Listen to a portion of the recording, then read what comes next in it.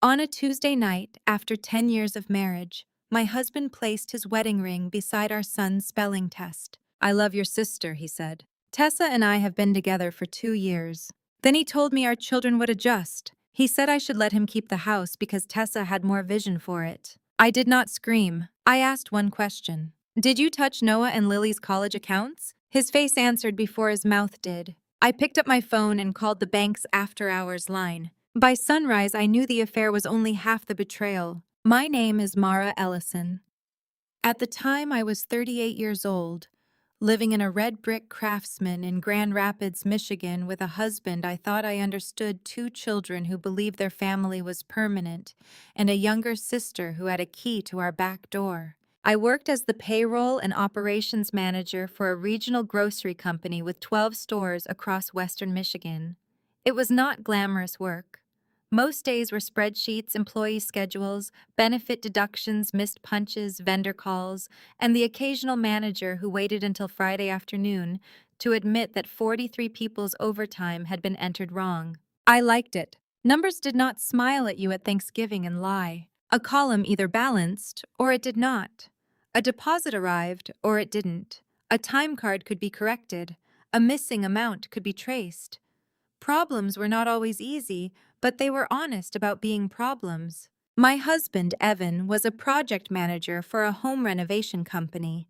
He coordinated crews, ordered cabinets, handled homeowners, and could walk into a kitchen with exposed studs and make people believe the mess was already becoming beautiful. That was one of the things I had loved about him. Evan always sounded certain. When we bought our house in Alger Heights 9 years earlier, the upstairs bathroom had brown carpet. The kitchen cabinets leaned away from the wall, and the basement smelled like wet cardboard. I saw a mortgage and 1,000 weekends of work. Evan stood in the middle of the dusty living room, looked at the original oak trim, and said, "This place is going to hold our whole life." For years, I believed he had been right. Noah was 10. He loved soccer model bridges and correcting adults when they used the word literally incorrectly. Lily was 7 and had recently decided she would become either a veterinarian or a singer depending on whether animals were allowed backstage. Our dog Maple was a yellow lab with a gray chin and the emotional boundaries of a toddler. She slept beneath the kitchen table every night and followed Lily from room to room as if assigned by law. From the outside, we were ordinary in the way people mean when they are trying to describe something good. We had a mortgage. We argued about laundry. We bought pizza on Fridays. We forgot to return library books. We had neighbors who borrowed our ladder and never brought it back until we asked. We took one vacation a year, usually somewhere we could drive.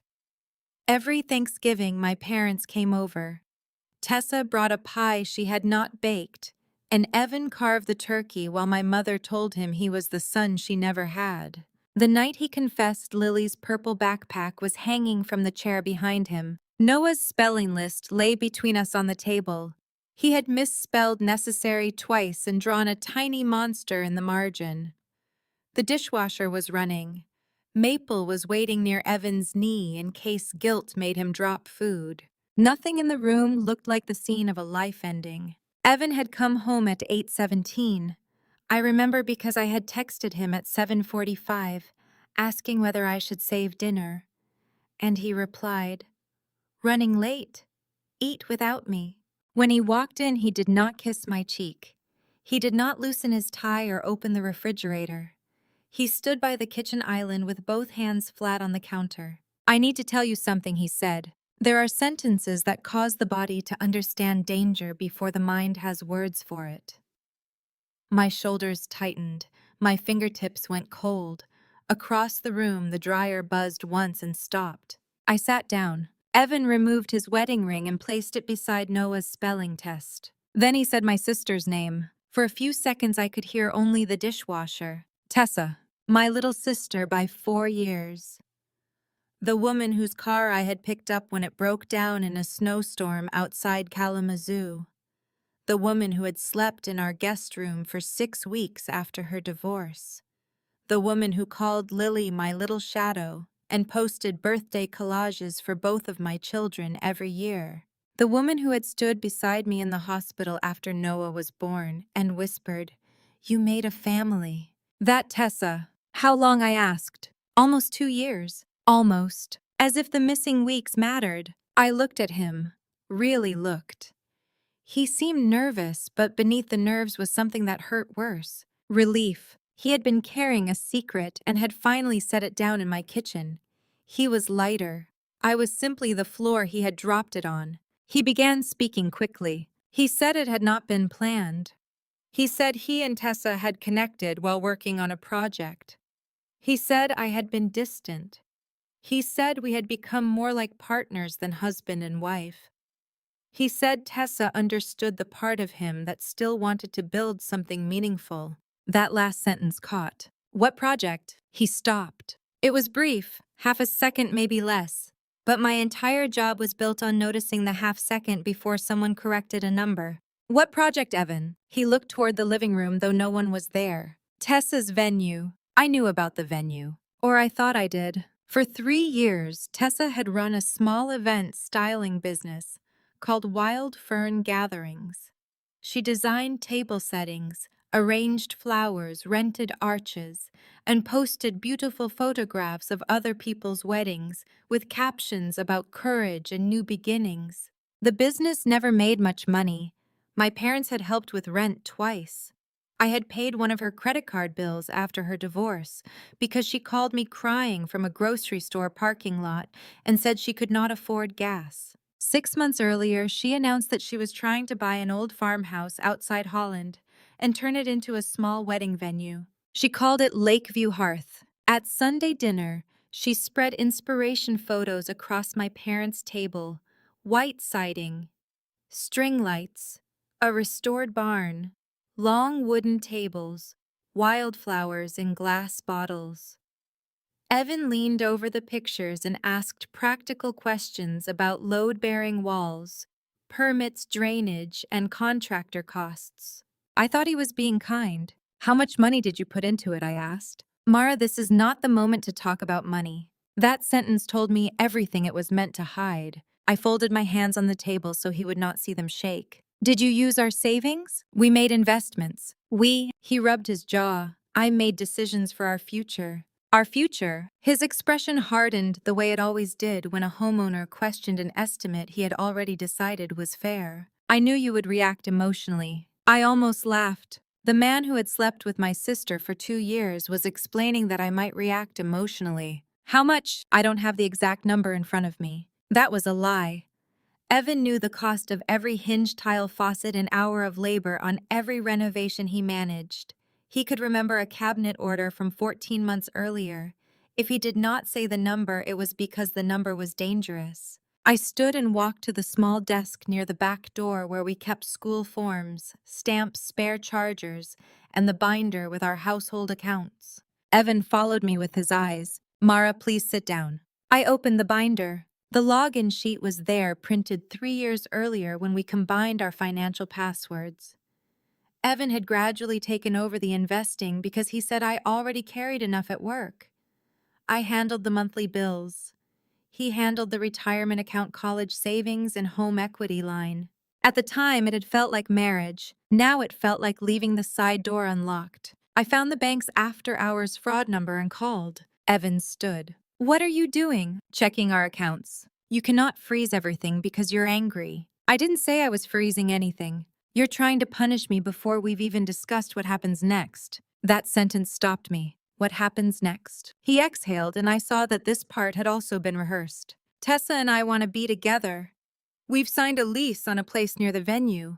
I think the least disruptive arrangement is for the kids to stay here most of the time. With me. He hesitated.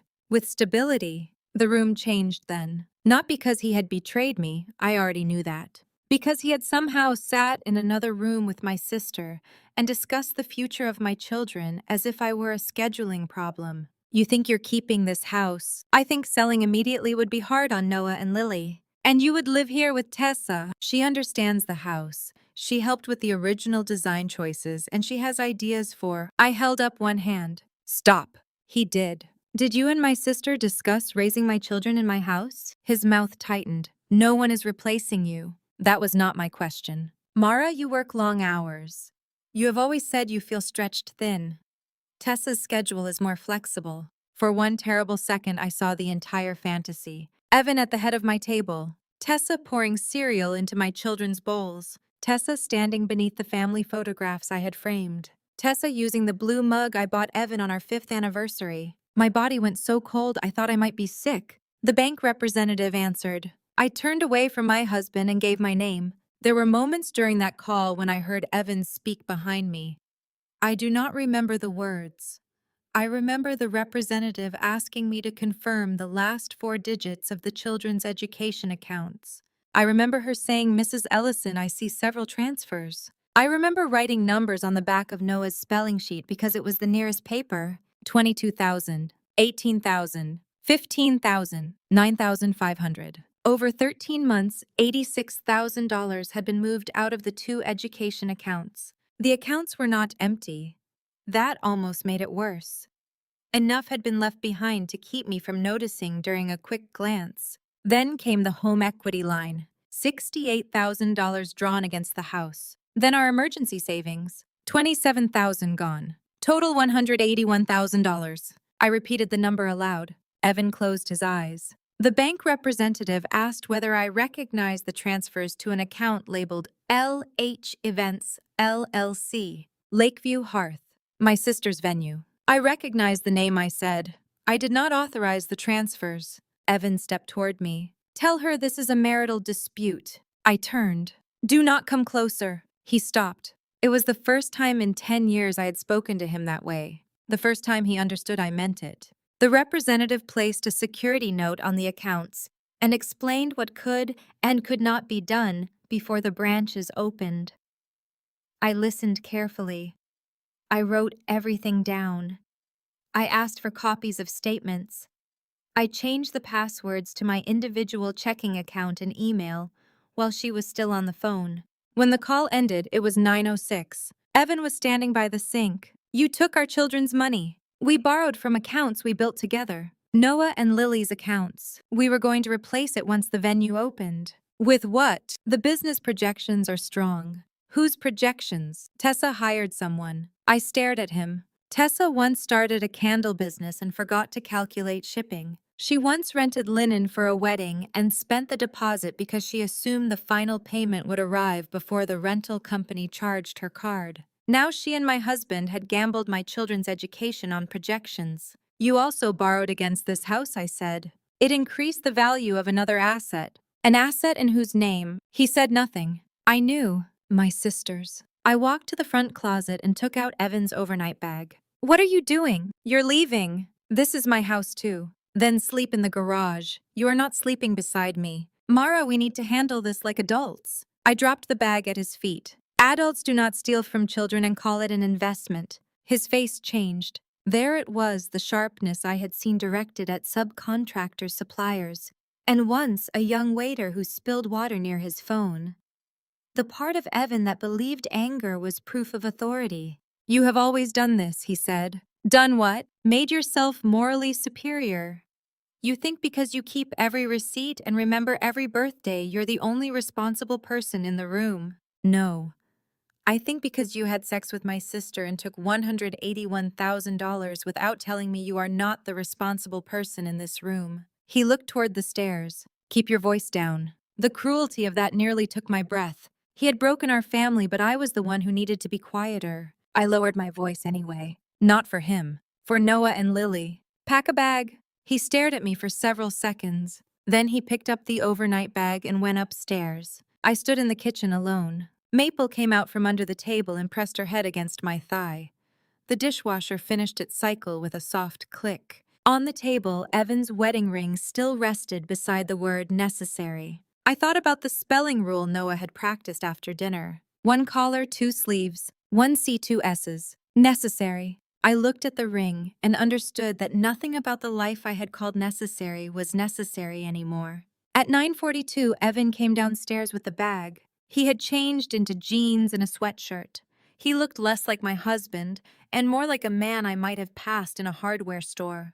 I'll stay with Tessa, he said. Of course you will. I'll call the kids tomorrow. No, I will speak to them first. I'm their father, and I am the parent standing in the house tonight. He moved toward the door, then turned. I did love you. The sentence landed with less force than he expected, perhaps because he used the past tense. Perhaps because someone who loves you does not sit with your sister and plan how your children will fit into the life they build with your money. I picked up his ring from the table and held it out. He looked at it, then at me. Keep it, he said. I placed it in the pocket of his overnight bag. No, I said, you chose what to keep. He left. The door closed softly behind him. That softness was almost unbearable. I locked it. Then I checked the back door, the garage door, and every downstairs window. At 10:11, my phone lit up with a message from Tessa. Please don't involve Mom and Dad until we can all talk. Evan and I never wanted to hurt you. This is complicated. I read it twice. Then another message arrived. You have the kids. You have your career.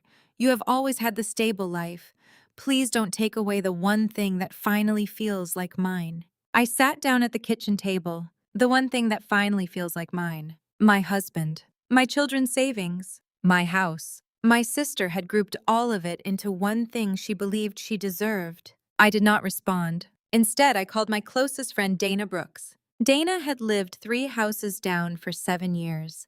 She was a high school counselor, divorced, practical, and incapable of pretending a bad idea was a complicated one. She answered on the first ring. Mara, I had not spoken. You never call this late. What happened? I looked at the dark window over the sink.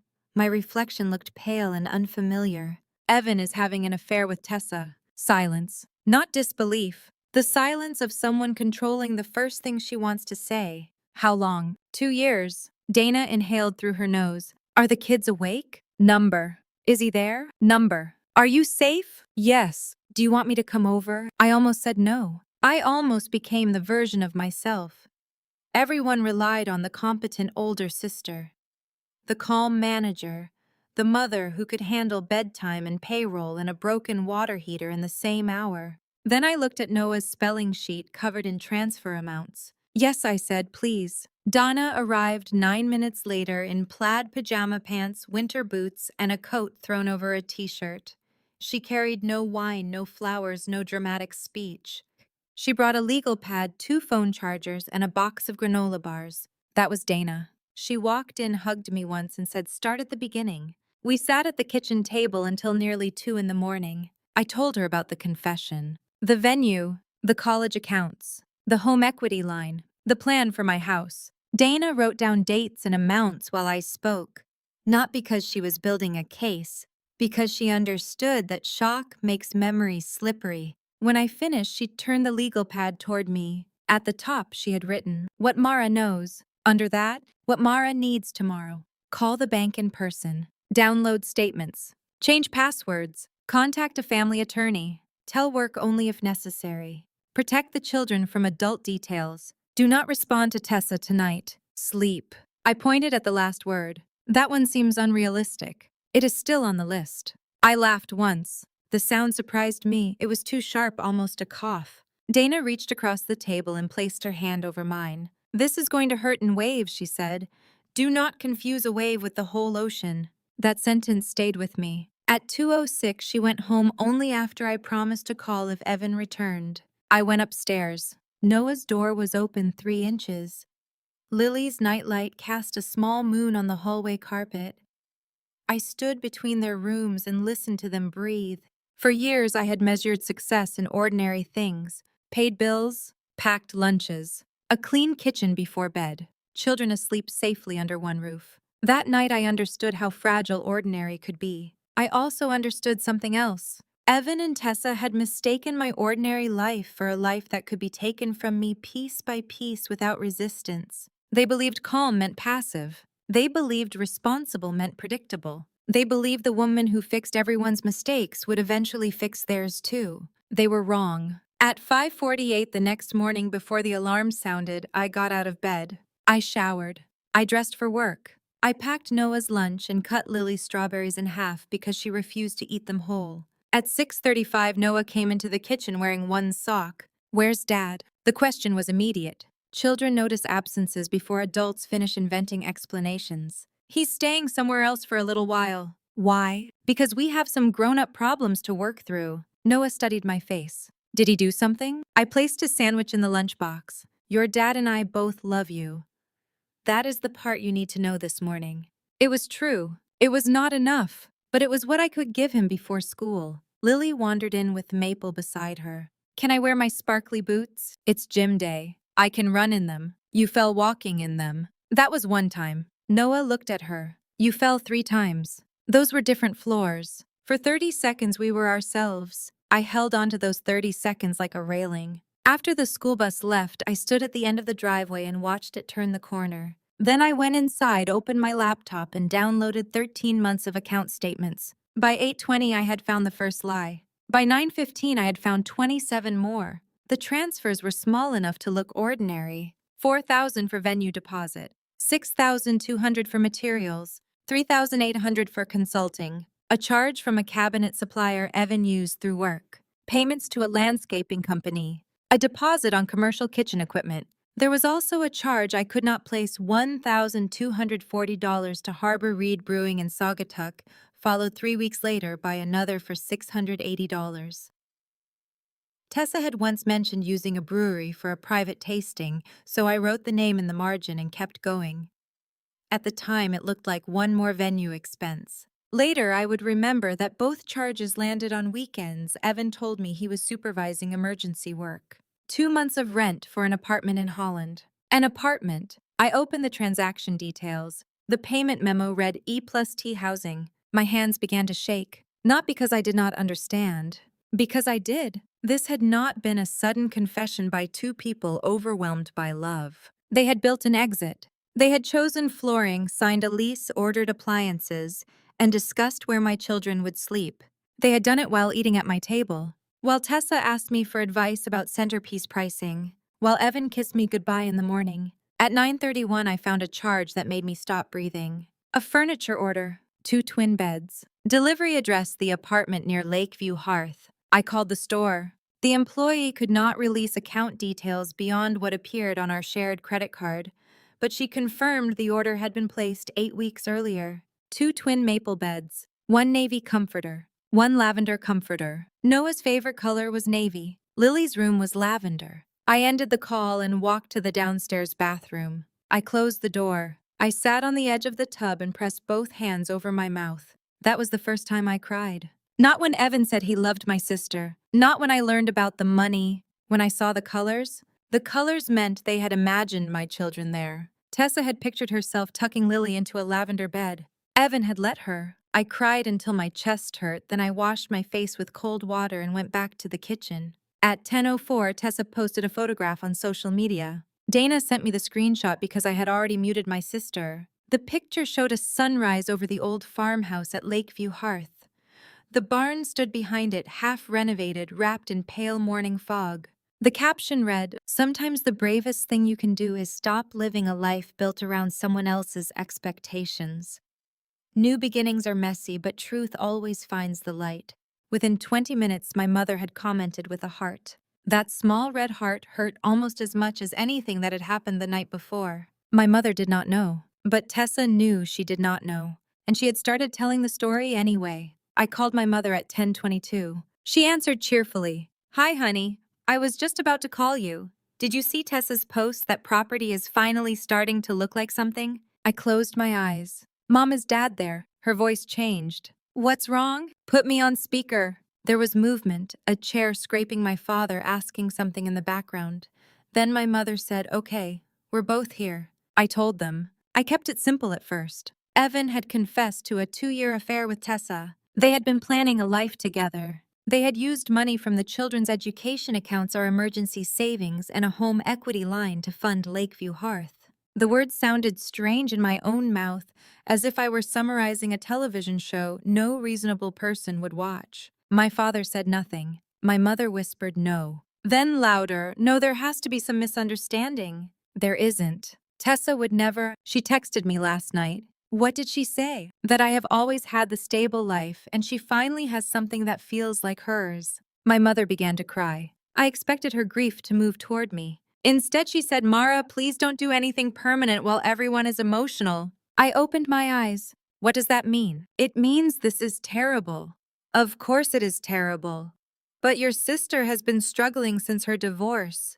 You know how lost she has been. My father said, Carol. But my mother continued. I'm not excusing anything. I am saying Tessa is not as strong as you. She makes impulsive decisions when she feels abandoned. She had an affair for 2 years. That is not impulsive. I know, but she helped take Noah and Lily's college money. My mother went quiet. I could hear the clock in their kitchen. Finally, she said, we can help replace some of it. The sentence cut through me. Replace it. As if the problem was a broken appliance. As if my parents could write a check and restore the version of Thanksgiving in which my sister had kissed my cheek while sleeping with my husband. Mom, I am not calling to ask you to fix the accounts. I know. I just don't want this to become a war that destroys the whole family. It already destroyed my family. My father spoke then. Mara, what do you need today? It was the right question. I almost cried again. I need you not to call Tessa before I speak to an attorney. My mother gasped softly. An attorney? Yes. You called a lawyer already. I am going to. Mara, once lawyers get involved, people say things they can't take back. I looked at the account statements on my screen. Tessa and Evan have been doing things they can't take back for 2 years. My father said we won't call her. My mother did not agree aloud. I knew her well enough to hear that omission. After we hung up, I sat at the table for a long time. Growing up, Tessa had been the child who broke loudly. She cried when she was left out, failed, a test, lost a boyfriend, or felt criticized. My mother rushed toward visible pain. My father became careful. I became useful. When Tessa forgot her lunch, I shared mine. When she totaled my parents' car at 19, I drove her to work for 6 weeks. When she left her husband after 3 years of marriage, I cleaned out the apartment because she said she could not bear to see the empty closets. No one had told me to become the sturdy daughter. Families rarely announce those assignments. They simply reward one child for needing and another for managing. By 38, I had confused being trusted with being overlooked. At 11, Dana drove me to meet a family attorney named Julia Park. Julia's office was above a coffee shop on Cherry Street. The waiting room had 2 chairs, a ficus tree, and a basket of toys that had been touched by many worried children. She was in her mid-40s, direct without being cold. I told her the facts. She asked about the house accounts, debts, income, and children. She did not react dramatically. She did not promise revenge. She explained that the money transfers mattered, but the immediate priorities were simpler: protect access to funds, prevent new debt, create a temporary parenting plan, and stop making important decisions through text messages. We can deal with the numbers, she said. The harder part is keeping the children out of the middle. That is the only part I care about more than the numbers. Good. Then every choice starts there. I signed nothing that day except permission for her to review the statements. There was no theatrical stack of documents, no sudden courtroom plan, just a yellow folder, a list of next steps, and Julia saying, do not negotiate your worth with 2 people who have already agreed to undervalue you. When I returned to work that afternoon, I told my supervisor, Denise Alvarez, that I was dealing with a family emergency and might need flexibility. Denise had managed our operations team for 8 years. She was short, efficient, and famous for ending long meetings by standing up while other people were still talking. She listened. Do you need leave? Not yet. Do you need me to know more? Not yet. She nodded. Then I know enough. That simple respect nearly undid me. At 3:12, Evan texted, I'd like to pick up some clothes tonight and see the kids. I replied, you may pick up clothes at 6:30. I will speak to the children first. Do not bring Tessa. 3 dots appeared, then disappeared. Then, you don't get to dictate who I bring. I looked at the message. For 10 years, Evan and I had communicated in the language of practical marriage. Can you grab milk? Soccer moved to 5:30. Lily has a fever. Your mom called. Now every sentence had edges. I forwarded the message to Julia. She replied, do not argue. Say only Tessa is not welcome in the home. I sent exactly that. At 5:40, I sat Noah and Lily on the living room sofa. Maple climbed between them as if summoned for support. I had rehearsed the words in the car, in the shower, in Denise's office, and still they felt too large. Dad is going to stay somewhere else for a while, I said. He and I are having serious problems.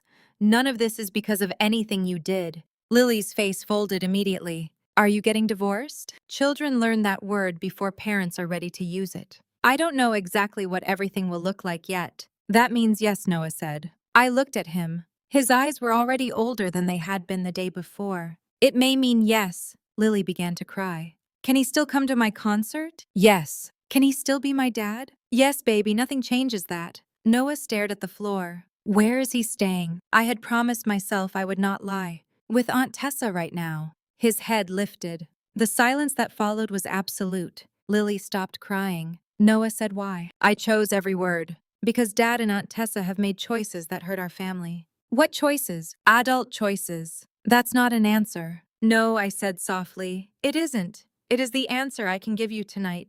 He stood. I knew something was weird. Then he walked upstairs. Lily looked at me. Is Aunt Tessa bad? The question broke something open in my chest. No person is only one thing, I said.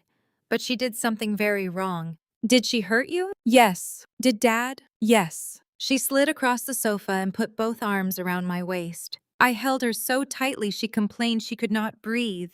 At 6:32, Evan arrived. He came through the front door without knocking, then stopped when he saw the three of us in the living room. Lily ran to him. That hurt. Not because she loved him, because she should have been allowed to love him without pain attached. Evan knelt and held her, his eyes closed. For 1 second I saw the father he had always been. Then Noah came down the stairs and stood halfway. Are you living with Aunt Tessa? Evan looked at me. I did not rescue him. Yes, he said. Noah's face changed. Did you leave Mom for her? Mara, this is not how. Answer him, I said. Evan stood. It is more complicated than that. Noah laughed once without humor. He was 10 years old, and already he understood what adults meant when they used complicated to avoid honest. Okay, he said. He went back upstairs. Evan started after him. I stepped between them. Give him a minute. He is my son. And he just learned you are living with his aunt. Evan lowered his voice. You told them too much. I told them where you are sleeping. You made it sound ugly. It is ugly. Lily was still holding his hand. I saw her eyes moving between us. I stopped. Take your clothes, I said. You can see them Saturday. We will agree on the time through email. I want to take them to breakfast tomorrow. Number. Mara. They are processing. You do not get to rush them because silence is uncomfortable for you. His jaw tightened. Then he looked down at Lily and softened his face. Daddy loves you. She nodded. Are you going to marry Aunt Tessa? He looked at me again. I did not move. We don't know yet. That was the first moment I realized they had discussed it seriously. Lily pulled her hand away. Mommy is already your wife. Evan had no answer. He went upstairs and packed 2 suitcases. I heard drawers open and closet doors slide.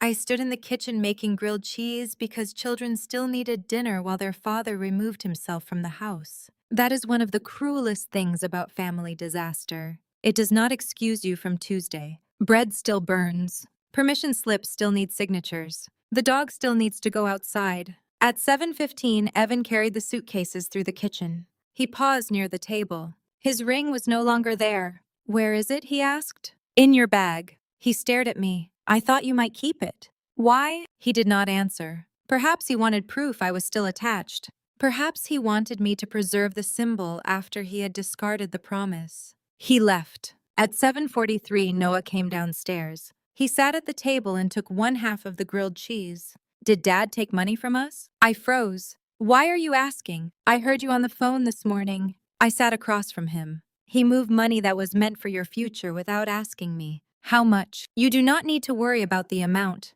That means a lot. I hated that he was right. We are going to fix it. He chewed, swallowed, then said, Was it for Aunt Tessa's wedding place? Yes. His eyes filled, but he blinked hard. She made me carry chairs there last month. The sentence hit harder than any number. 3 weeks earlier, Tessa had invited us to the property for a family work day. My parents came.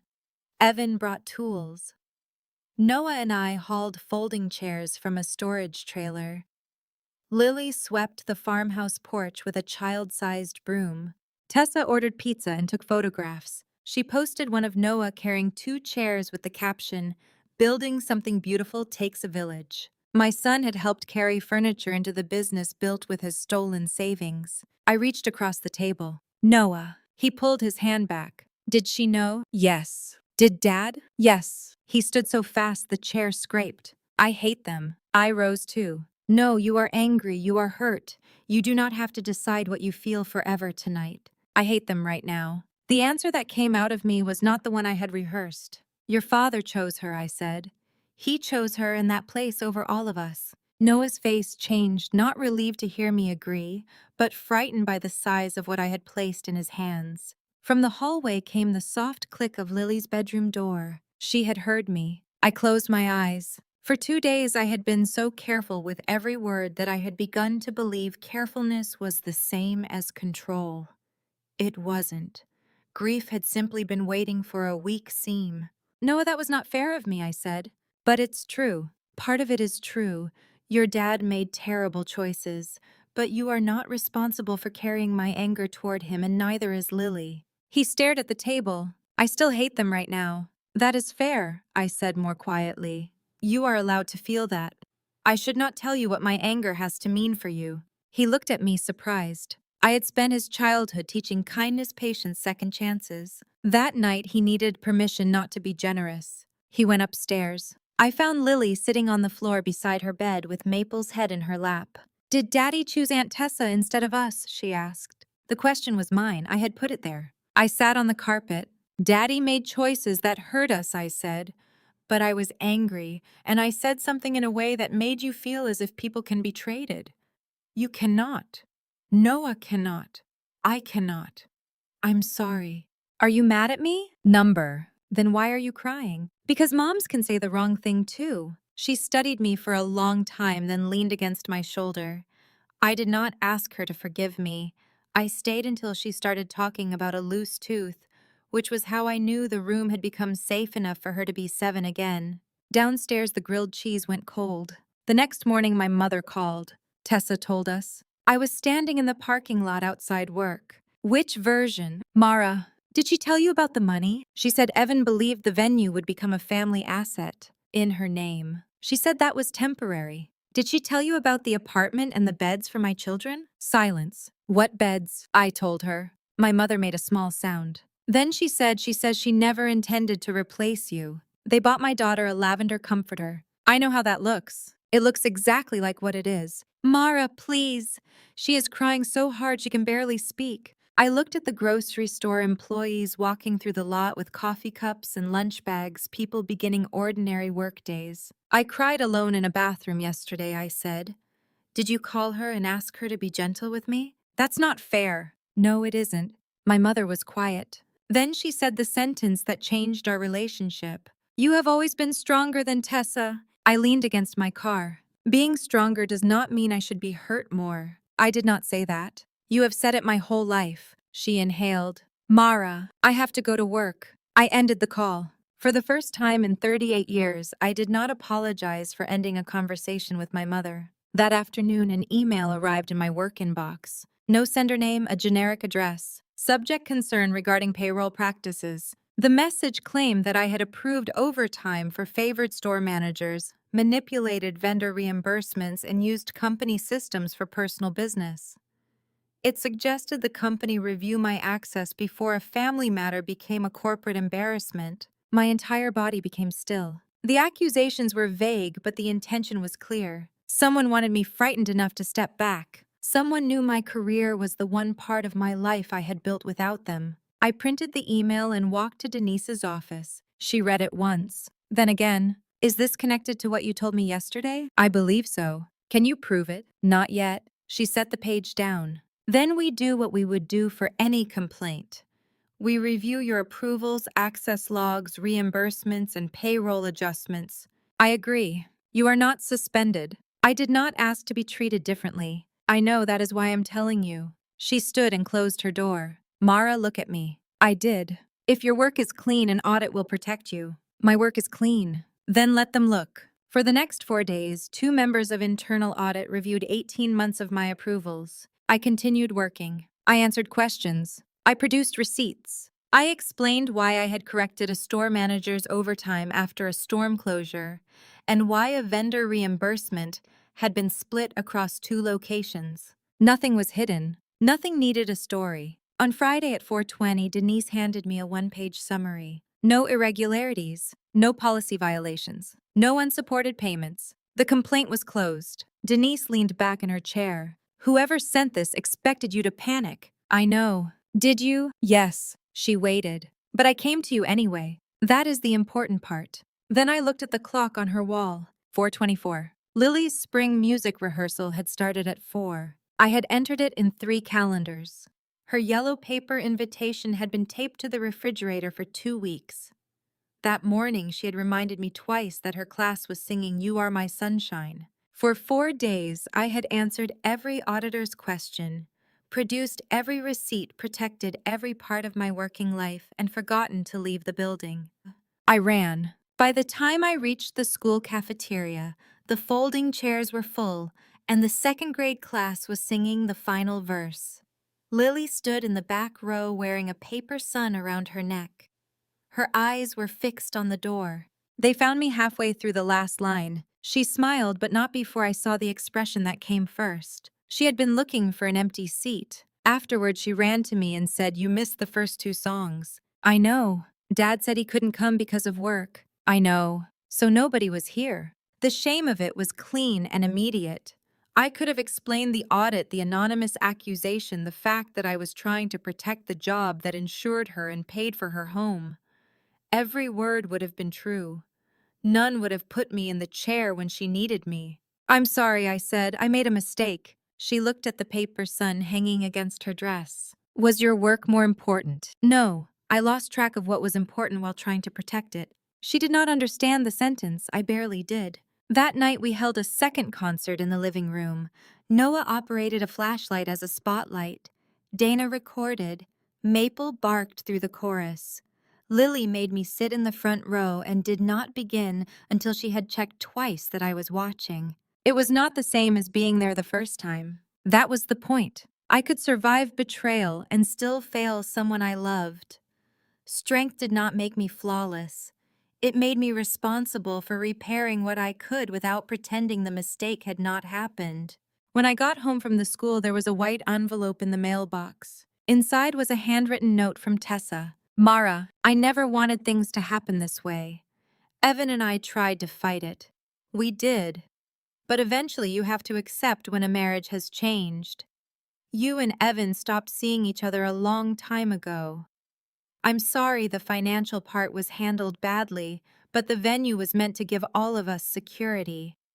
Someday Noah and Lily may understand that we were building something for them too. I hope you can find a way not to make them hate us." Tessa. I read it standing beside the mailbox. The financial part was handled badly. As if they had misplaced a receipt. As if taking a child's future was poor organization. I carried the note inside, placed it in the yellow folder Julia had given me, and washed my hands. That evening, Noah had a soccer game. Evan arrived 5 minutes before kickoff. Tessa was with him. She stood near the parking lot in a beige coat holding 2 paper cups, as though this were an awkward social gathering rather than the first public appearance of my husband and sister as a couple. I felt every parent on the sideline notice. Grand Rapids was not a small town, but youth soccer was. People knew who belonged beside whom. Donna stood on my left. "Do you want me to say something?" she asked. "Number." Tessa took 1 step toward us. "Mara." I turned.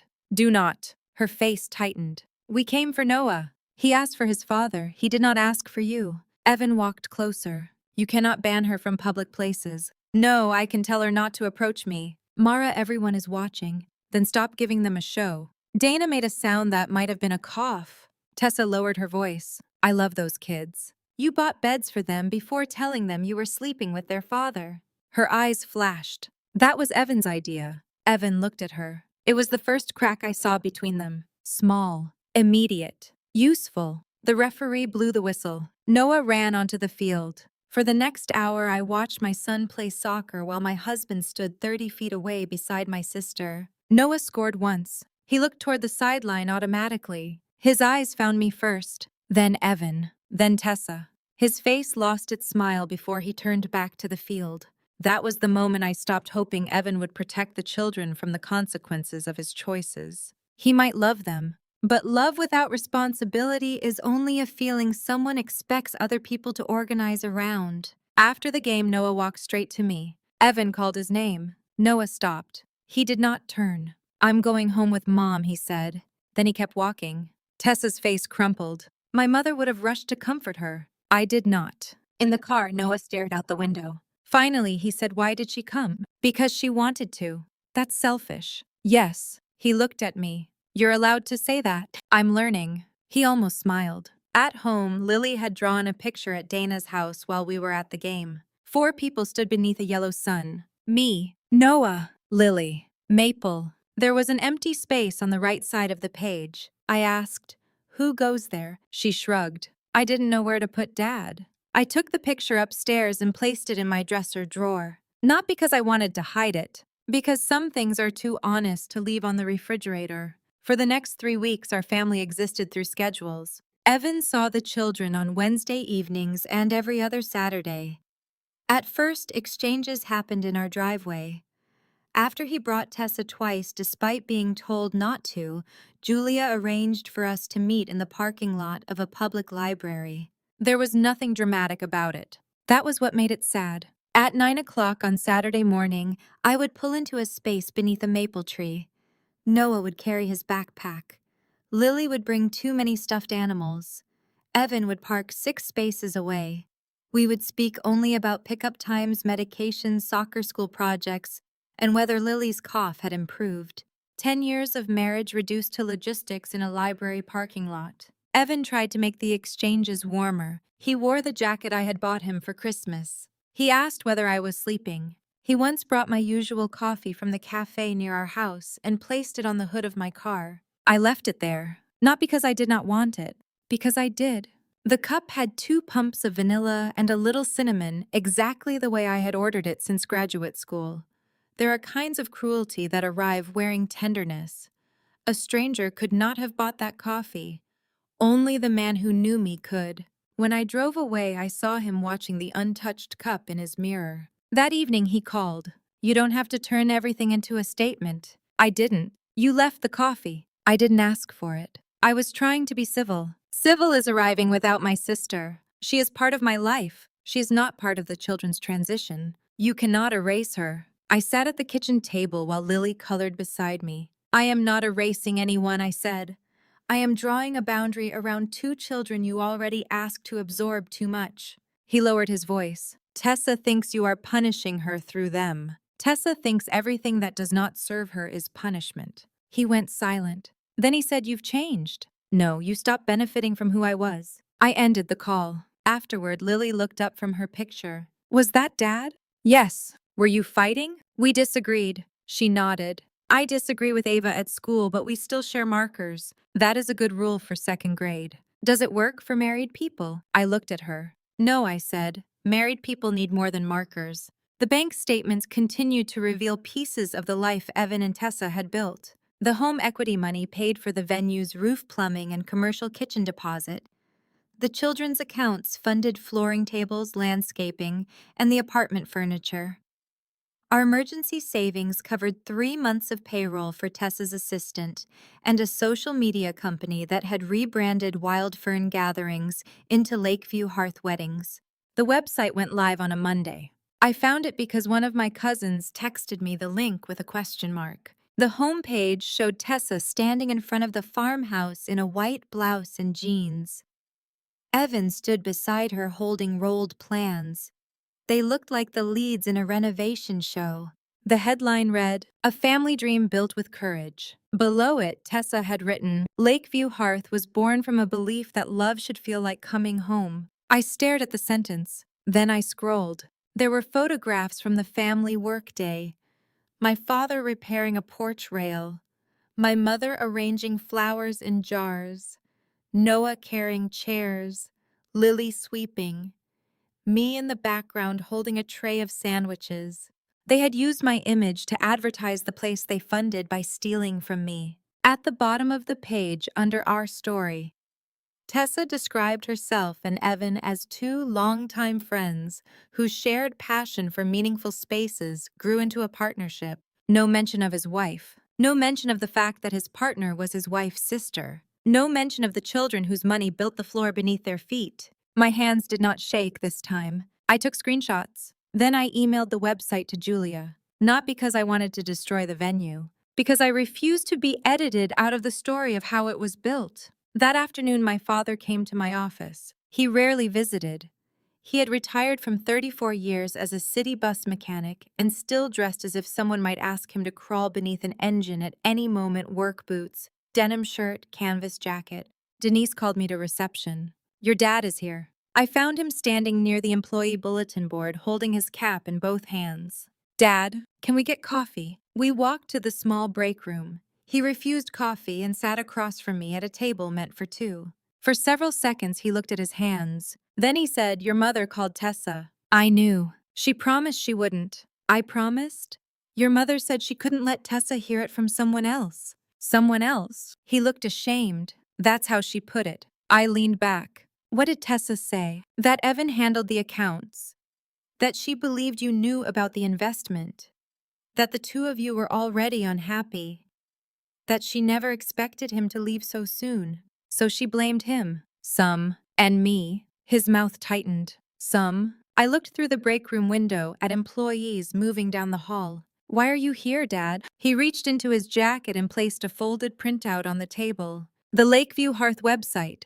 He had circled the photograph of Noah carrying chairs. "I helped them," he said. "You didn't know." I should have asked more questions. "Why would you?" She told everyone she had investors. She told me Evan had arranged private financing. He did. My father's face hardened. "I taught that boy how to replace brake pads in your driveway." The sentence came out broken. For 10 years, my father had treated Evan like a son.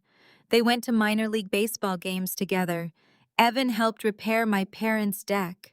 My father saved him the corner piece of every pan of cornbread because Evan liked the edges. Betrayal does not travel in a straight line. It moves through every relationship attached to the people who caused it. My father tapped the photograph. Noah worked for free at a place paid for with his own money. Yes. He folded the page carefully. Your mother still thinks there is a way to bring everyone to one table. Not now. I know. Does she? He did not answer. Then he said there's something else. He took out his phone. Tessa asked us to come to a dinner at the venue next month. She said it's a family preview before they start booking events. I almost admired the nerve. Did she invite me? He looked at the table. Number. Of course not. A family preview without the family member whose money built it. What did Mom say? She said we should go because refusing would push Tessa further away. I laughed softly. My father looked up. I told her I wasn't going. That mattered. Not enough to heal everything. Enough to create a place to stand. Thank you. He nodded. Your mother will get there. She's just... He searched for a word.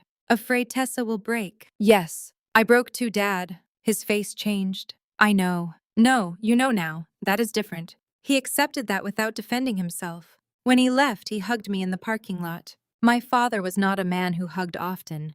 His love usually arrived as oil changes sharpened mower blades and weather alerts. He held me until I stopped being the first to let go. The next Sunday, my mother invited me to dinner. Tessa won't be here, she said quickly. What about Evan? Number. I considered refusing. Then Noah asked if Grandpa would help him with a model bridge, and Lily wanted to see whether my mother's tulips had opened. We went. My childhood home sat on a quiet street in Wyoming, Michigan, 20 minutes from mine. It was a one-story ranch with cream siding, a chain-link fence, and a kitchen that had not changed since 1998, except for the refrigerator. The familiarity hurt. Tessa and I had eaten cereal at that counter. We had fought over the bathroom mirror. We had measured our heights against the pantry door frame until we were both taller than our mother. Now one of us had slept with the other's husband, and the magnets were still in the same place. My mother made pot roast. She served the children first. She asked about school. She praised Noah's bridge pieces and told Lily the tulips were waiting for her after dinner. For 20 minutes, no one mentioned Tessa. Then my mother set down her fork. I think we need to talk about the preview dinner. My father looked at her. Carol, I am not asking Mara to attend. That's generous, I said. She flinched. I am asking whether your father and I are allowed to have a relationship with both daughters. Allowed? I don't want to choose. I did not ask you to choose. It feels like everyone is waiting to see who we support. Noah stopped eating. I saw it. So did my father. Not in front of the kids, he said. My mother lowered her voice, but the damage was done. Noah stared at his plate. Lily asked, "What does support mean?" "It means Grandma is talking about something for adults," I said. My mother pressed her lips together. I stood. "Kids, get your coats." "Mara, please don't leave. You brought this up at dinner in front of them. I thought we could have one normal meal. A normal meal where we discuss attending a celebration for the people who broke their home." I said I wasn't asking you to go. "No, you are asking me to make you comfortable going." My mother's eyes filled. "There it is. You always think I choose Tessa." I looked at her. "Do you remember my high school graduation?" The question surprised everyone. She blinked. "Of course. Tessa's boyfriend broke up with her that morning.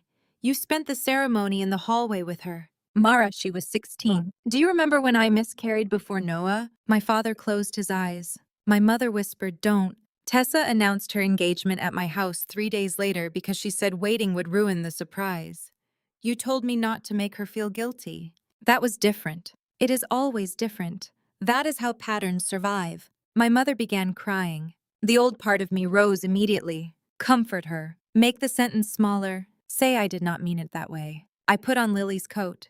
My father stood beside me. "Mara is right," he said. My mother looked at him as if he had betrayed her. He continued, "We have spent years asking one daughter to absorb what the other daughter does." The kitchen went silent. Noah looked between us. My father's voice shook. "I did it too." My mother covered her mouth. "I took the children home." In the car, Noah said, "Grandma is going to the dinner, isn't she?" "I don't know." "Will Grandpa?" "I don't think so." "Why does Grandma like Aunt Tessa more?" The question had waited 30 years and chosen my son's voice. "She doesn't love her more." "It looks like it." I looked at him in the mirror. "Yes," I said. "Sometimes love can be unfair in the way it behaves." He considered that. "Then it should behave better." Out of the mouths of children. "Yes," I said, "it should." 2 days later, Evan came to the house while I was at work. He still had a garage remote. I had asked him to return it. He had not. The security camera alert appeared on my phone at 1:18. I watched him enter through the garage. Tessa followed. For several seconds, I could not move. They walked into my house together in the middle of a Tuesday afternoon, as if they were already practicing ownership. I called Donna. "They're in the house. Call the police. It is still legally his residence. Then I'm meeting you there." I told Denise I needed to leave. She took one look at my face and said, "Go." The drive home took 14 minutes. It felt like one long-held breath. Evan's truck was in the driveway. Tessa's white SUV was parked behind it. Donna pulled up as I did. "Stay outside if you want," she said. "Number." I opened the front door. Their voices came from upstairs. I walked through the living room. On the coffee table lay a stack of paint samples. Soft white, warm linen, fern green. Tessa's colors. I climbed the stairs. They were in my bedroom. My sister stood inside my closet holding one of my dresses. Not touching the hanger, holding the dress itself. Evan was measuring the wall near the window. He turned first. "Mara." Tessa dropped the fabric. "What are you doing?" I asked. Evan lowered the tape measure. "We came for the rest of my things." "Then why is she in my closet?" Tessa stepped forward. "I was helping." "With what?" She looked around the room. "We were discussing what might need to change if the house is part of the final arrangement." Dana appeared in the doorway behind me. Tessa's face tightened. "This is private." Dana folded her arms. "So was Mara's marriage." Evan looked at me. "You should not have brought her. You brought my sister into my bedroom." "Mara, we are trying to think practically." "Get out. This house is partly mine. Then you may return at an agreed time for your belongings." She leaves now.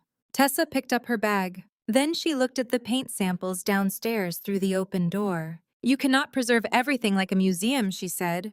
The house was already unhappy. The sentence landed strangely, not because it was true, because it revealed how long she had been telling herself my life wanted her. "You came here for Thanksgiving," I said. She lifted her chin. "What?" "You sat at my table. You drank from my grandmother's glasses. You helped Lily hang paper snowflakes in that window. If this house was so unhappy, why did you keep coming?" Her eyes flashed. "Because I loved the kids." "You loved access." "That is not fair. You used my family as the showroom for the life you wanted." Evan stepped between us. "That's enough." I looked at him. "No, you do not get to decide when enough is." His face hardened. "You're humiliating her." The words were so absurd I felt calm. In my bedroom, He looked away first. Tessa moved past me toward the hall. At the top of the stairs, she stopped. You always had everything, she said quietly. You never even appreciated it. There it was. The oldest truth in the room. Not love. Not connection. Not the complicated path of two lonely people. Envy. I walked toward her. I appreciated it enough not to take it from someone else. Her face went pale. She went downstairs. The front door closed. Evan remained in the bedroom. For a moment, neither of us spoke. Then he said, "You're enjoying this." What? Being the injured one. Everyone finally gets to see you as perfect. I stared at him. I wake up every morning and decide how much truth our children can survive before breakfast. Do you think that feels perfect? You are turning them against me. Noah saw you at soccer with Tessa. Lily asked if her aunt was going to become her mother. You did not need my help. He sat on the edge of the bed. For the first time since the confession, he looked tired rather than defensive. I didn't think it would happen like this. How did you think it would happen? He rubbed both hands over his face. I thought you would be angry. I thought we'd sell the house. You'd get a place near school. We'd split time. Eventually, everyone would adjust. And the children's money. The venue was supposed to succeed. And if it didn't, it still might. I looked at the man I had trusted to replace smoke detector batteries and coach soccer, and remember which medication Lily was allergic to. How could you risk their future? His eyes lifted. Because I thought I was building another one. The honesty was worse than another lie. Another future mattered more because it belonged to him. He stood. I will return the garage remote. Yes. And I'll schedule a time for the rest. Yes. At the doorway he paused. Tessa was wrong to come upstairs. It was the smallest possible admission. A crumb placed beside a destroyed house. I said nothing. He left. Dana helped me collect the paint samples. In the kitchen, she spread them across the table. Do you want to throw them away? I looked at fern green. It was close to the color Tessa used in her logo. Number. I carried them to Lily's room. She had been asking to repaint one wall since January. That weekend, she chose a bright yellow called Morning Sun. We painted over the pale gray Evan preferred. Noah rolled paint badly and complained that Lily kept dripping. Dana brought pizza. My father repaired a loose shelf. When we finished, Lily stood in the center of the room with yellow speckles in her hair. It looks happy, she said. I looked at the wall. For months, other people had discussed changing my house. This was the first change that felt like mine. That night, after the children were asleep, I removed the garage remote from Evan's access list. Then I took down the framed photograph above our bed. It had been taken on our 10th anniversary. Evan stood behind me with both hands at my waist. Tessa had taken the picture. I remembered her saying, "You two are disgusting, hold still." I placed the frame face down in a drawer. Not broken, not burned, just no longer displayed. There is a difference between destroying the past and refusing to decorate with it. The following Monday, Lakeview Hearth announced its first open house. Tessa posted photographs of white tables beneath string lights. Evan appeared in one picture hanging a wooden sign over the barn doors. The caption read, "Some dreams cost more than people understand." I looked at it for a long time. Then I thought of Noah carrying chairs. Yes, I thought. Some dreams do. The grand opening was scheduled for the first Saturday in June. Tessa had begun calling it a grand opening instead of an open house. The change was small, but it told me what she needed the day to be. An open house allowed questions. A grand opening announced success before anyone had a chance to examine the foundation. 2 days before the event, my mother called and asked whether she could come over. Not talk on the phone. Come over! She arrived carrying a casserole dish covered in foil because my mother did not know how to enter an emotional crisis empty-handed. She placed it on the counter and kept both hands around the handles. Tessa called last night, she said. She wants your father and me at the entrance. At the entrance doing what? Greeting people. As family. My mother lowered her eyes. As family. I waited. She said guests might ask why you and the children weren't there. She wanted me to say you were having a difficult time accepting the separation and needed space. There it was. Not simply a lie. A role. Tessa would be the brave woman who had stopped pretending. Evan would be the man who had finally chosen honesty. I would be the bitter wife who could not accept that love had moved on. My mother had been assigned the job of confirming it. What did you tell her? I said I couldn't do that. Couldn't greet people or couldn't lie. Both. I looked at her. She gripped the casserole dish more tightly. I should have said no sooner, she said, to more than this. For most of my life, an apology from my mother came wrapped in context. Tessa was sensitive. Tessa had been struggling. Tessa did not mean it the way it sounded. My mother had loved us both and done her best. This time she did not offer any of those sentences. She said, I taught your sister that your strength was something she could spend. The kitchen went quiet. Maple slept in a patch of sunlight near the back door. On the refrigerator, Lily's paper sun from the rehearsal hung beside Noah's soccer schedule. I don't know what to do with that yet, I said. You don't have to do anything. That answer mattered. She was not handing me her remorse and asking me to make it comfortable. I opened the drawer where I had been keeping the simplest pieces of the truth. Not the yellow legal folder, not the long account statements. One photograph. 3 pages. The photograph showed Noah carrying 2 folding chairs across the barn floor during Tessa's family workday.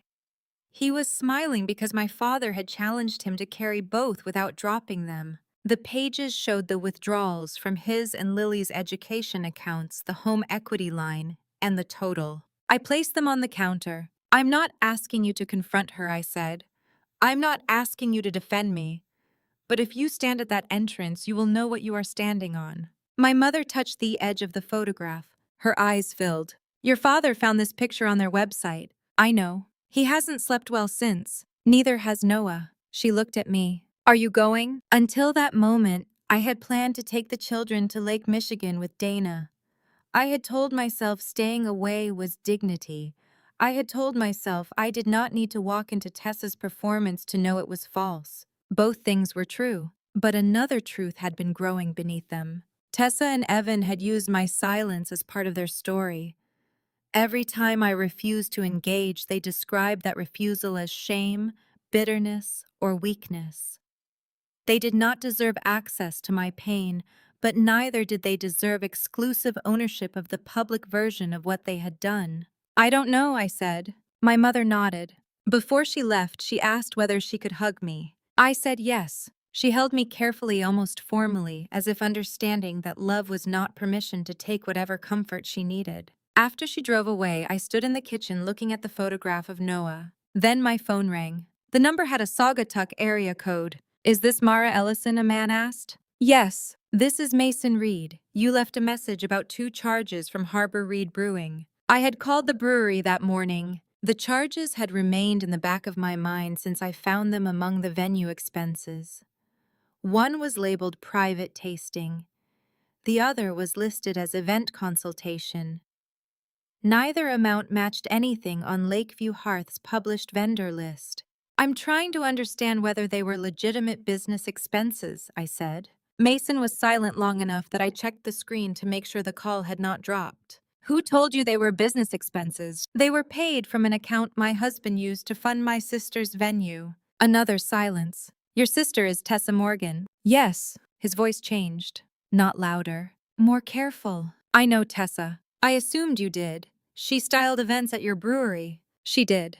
Were the charges for Lakeview Hearth? The first one covered a tasting she asked me to arrange. The second was not from the brewery. What was it? She used my payment terminal because she said her card had been locked. She paid me back later. With whose money? I don't know. He sounded unsettled now. I remembered a photograph Tessa had posted in February. She stood beneath the Harbor Reed sign holding a tray of beer samples. A man's hand rested at the small of her back, mostly cropped from the frame. At the time, I had assumed he was an employee guiding her out of someone's way. Mason. I said, why did you pause when I said she was my sister? He did not answer. Outside, a delivery truck groaned down our street. Finally, he asked, is she still with Evan? The words still caught me. How do you know Evan? I don't. But you know his name. Tessa's public posts had included Evan for weeks. Mason could have learned it there. Yet his voice did not sound like a man asking about a stranger from social media. What exactly was your relationship with my sister? I asked. He exhaled. That is a conversation I need to have with her. Then have it. I've been trying. Something in my chest tightened. Why? He did not answer that either. Instead, he asked, is the grand opening Saturday? Yes. I saw the post. I'm not calling to invite you. I know. The line went quiet. Then Mason said, Mrs. Ellison, I'm sorry. I can't explain this to you before I speak to Tessa. He ended the call. I stood beside the counter holding the phone. There was no proof of anything. Just pauses, a cropped photograph, 2 charges, and a man who knew Evan's name without knowing Evan. But I recognized the feeling. It was the same feeling I had experienced when Evan sat across from me instead of beside me. My body had noticed a fact before my mind could name it. I called Dana. I think Tessa has another secret. Dana listened while I described the call. Do you think she was seeing him? She asked. I don't know. Does Evan know? I doubt it. Are you going Saturday? I looked at the photograph on the counter. Yes. Dana was quiet. Then she said, the kids are still coming to the lake with Brooke and me. Yes. And you are not going there to win a shouting contest. Number. What are you going there to do? I thought about Tessa standing beneath string lights calling my silence proof that her version was true. To put my name back in my own story. On Saturday morning, I packed Noah and Lily's swimsuits, sunscreen towels, and more snacks than 4 people could eat. Noah watched me from the kitchen table. You're not coming. Not this time. Where are you going? I did not lie. To Aunt Tessa's venue. His face closed. Why? Because there are things adults need to say. Are you going to fight? I hope not. That means maybe. He had learned too quickly how adults avoided certainty. I may be angry, I said, but I will not put you or Lily in the middle. He looked down at the table. Tell them I want my money back. The words were simple, not a speech, not a demand for revenge. A child asking adults to return what they had taken. I will. Lily came downstairs wearing a sun hat large enough to cover her shoulders. Tell Aunt Tessa I like orange now, she said. I stared at her. What? For the bed, if she still has it. Noah looked away. The lavender comforter had become part of their private understanding of the betrayal. I had not realized Lily was carrying it too. I'll tell her the old color was never the point, I said. Dana arrived at 10. She did not ask whether I was sure. She hugged me, loaded the children into her car, and said, leave whenever you decide you've said enough. Not when the room understood. Not when Tessa apologized. When I decided. I changed clothes 3 times. The first dress felt too formal. The second looked like I was trying to appear unaffected. Finally, I wore dark jeans, a cream blouse, and the navy blazer I used for difficult meetings at work. Before leaving, I opened my phone. For weeks, I had been saving a message in my drafts addressed to Tessa. It began, you do not deserve to hear my children call you aunt. I had written it the night Lily asked whether her father had chosen Tessa instead of us. I had added to it after the missed rehearsal after the soccer game after finding Tessa in my closet. The message was cruel in places. Some of it was true. Some of it had been written because pain wanted witnesses. I read it once and deleted it. Not because Tessa deserved mercy. Because I did not want my worst hour to become her permanent evidence of who I was. Lakeview Hearth sat 40 minutes west of Grand Rapids, where subdivisions thinned into fields and old farm roads. Cars lined both sides of the gravel drive. A wooden sign near the entrance read, Lakeview Hearth, grand opening where love comes home. For a moment I could not breathe. Evan had once stood in the damaged living room of our house and said it would hold our whole life. Now he and my sister had turned the language of home into a business slogan. I parked near the road instead of beside the barn. From the lot, the property looked beautiful. That fact mattered. The farmhouse had been painted white. New flower beds curved around the porch. The barn doors stood open beneath strands of warm bulbs. Long tables were set with green napkins, candles, and small arrangements of wildflowers. The floor beneath them had been paid for with Noah and Lily's future. Guests moved between tasting stations. A caterer served small plates. A guitarist played near the doors. 2 framed photographs stood on easels beside the entrance. One showed Tessa and Evan reviewing plans. The other showed my family at the workday. My father repairing the porch rail. My mother arranging flowers. Lily holding her broom. Noah carrying chairs. Me in the background setting down sandwiches. The photograph was captioned, built by family. My parents stood 10 feet from it. My father wore his denim shirt and work boots. My mother wore a blue dress I recognized from Easter. Neither was greeting guests. They were waiting. My father saw me first. His eyes widened, then settled. My mother walked toward me. You came. Yes. Do you want us to leave? Number. She glanced toward the barn. Tessa thinks we changed our minds. Did you tell her otherwise? Not yet. I handed my father the photograph I had printed, though the larger version was already displayed behind him. He folded it once and placed it in his shirt pocket. What do you need us to do? He asked. Nothing for me. His jaw tightened. That boy asked for his money back. I looked at him. Noah must have said the same thing to him earlier in the week. My father nodded toward the barn. Then someone should answer him. Before I could respond, applause rose inside. The grand opening speech had begun. We walked in together. The barn held almost 80 people, potential clients, local vendors, neighbors, relatives, people from Evan's company and friends who had known my marriage long enough to recognize me immediately. Conversations thinned as we entered. I felt heads turn. A woman near the drinks table touched her husband's arm. One of the soccer parents looked down at her glass. At the far end of the barn, Tessa stood beneath the Lakeview hearth sign wearing a deep green dress. Evan stood beside her in the navy blazer I had chosen for our anniversary dinner the year before. For one disorienting second, they looked correct together. That is another cruelty of betrayal. A photograph can make theft look like arrangement. Tessa saw me. Her smile held for half a beat too long. Then she continued speaking. This place began as an impossible idea, she said. An old farmhouse, a barn most people thought should be torn down, and two people who believed that sometimes you have to stop living for appearances. Her eyes met mine. Evan followed her gaze. The color left his face. Tessa lifted her glass. Lakeview Hearth was built by people brave enough to stop pretending.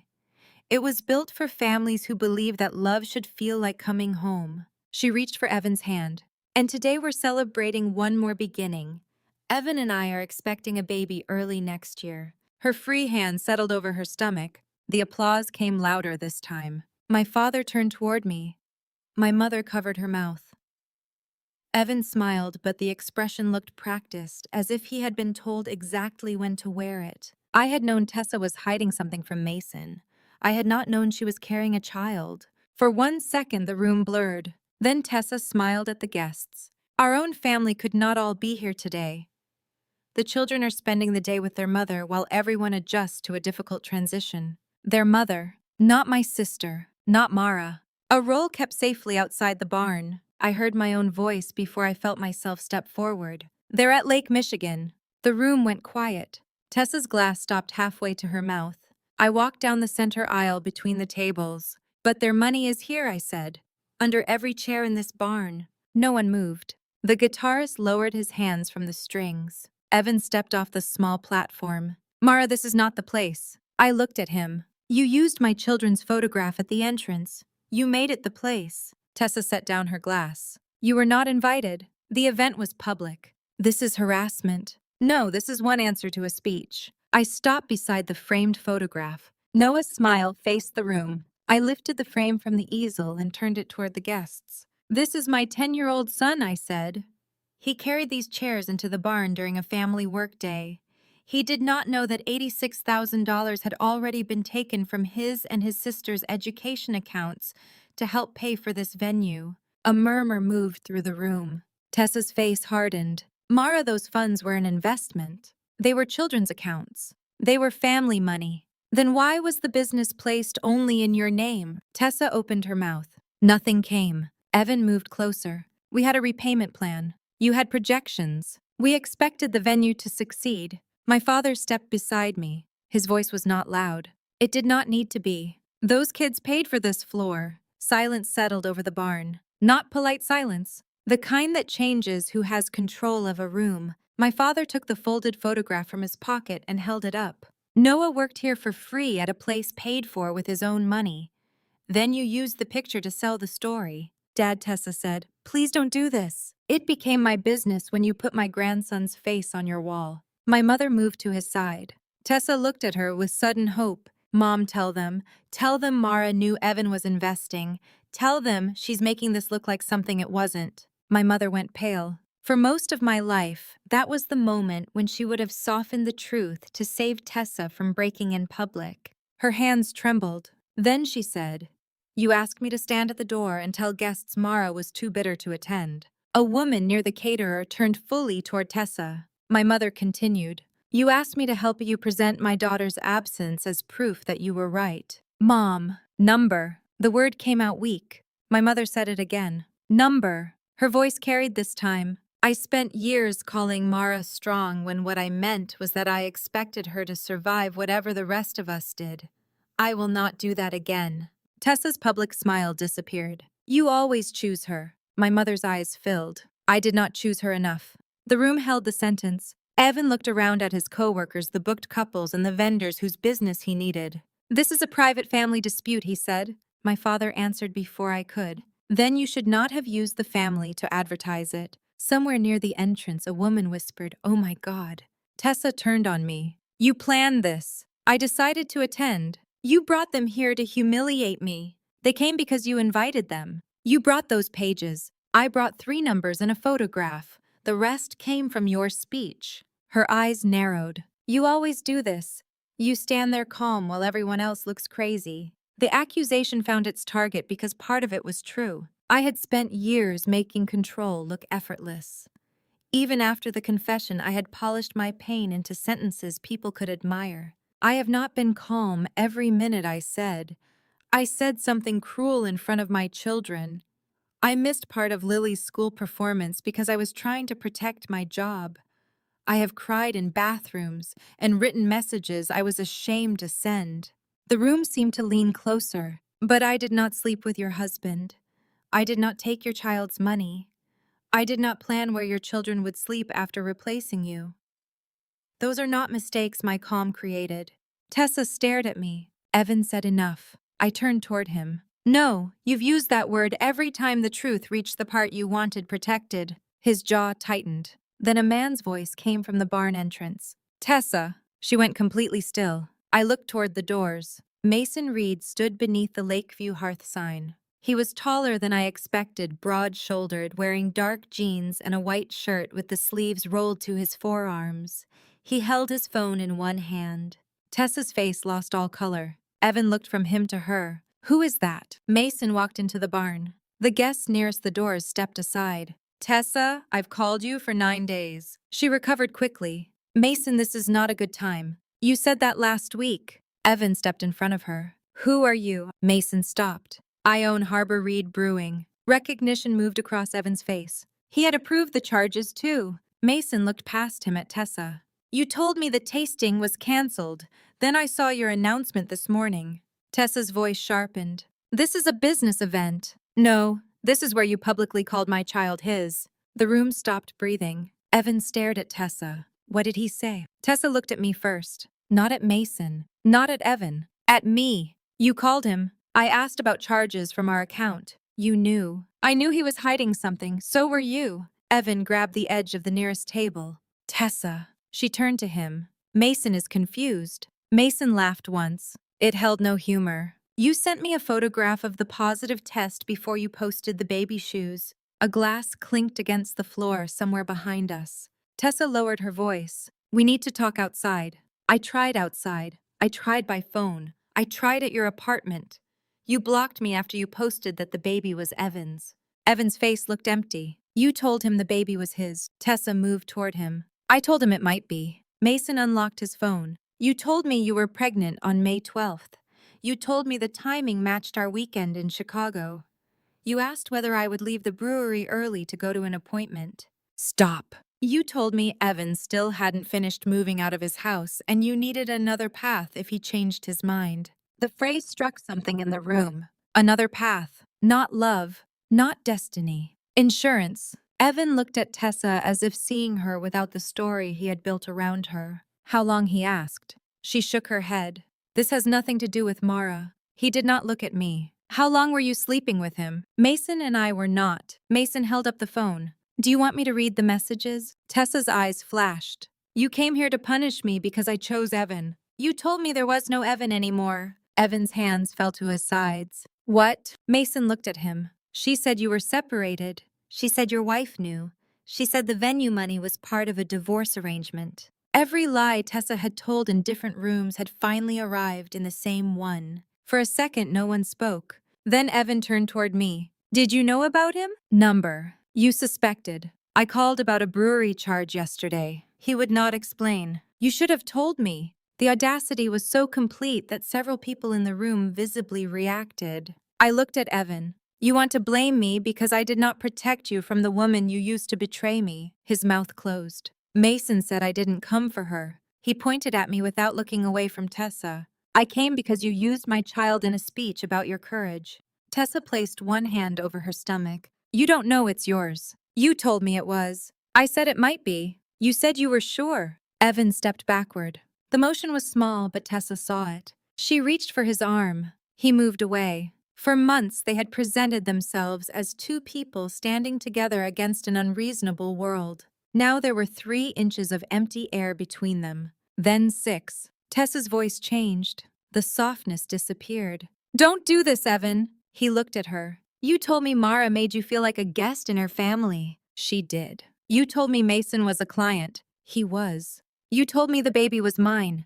The timing still, you told me. His voice broke on the final word. For one moment I saw the symmetry. Evan had confessed his betrayal with relief, expecting me to absorb it. Now he stood in the venue he had funded, learning that the woman he chose had kept him as one option among several. I expected satisfaction. It did not come. I thought of Noah asking whether his father would love another child more. I thought of the baby innocent and not yet born being claimed and reassigned in a room full of strangers. I thought of Lily's paper son. Mostly I felt tired.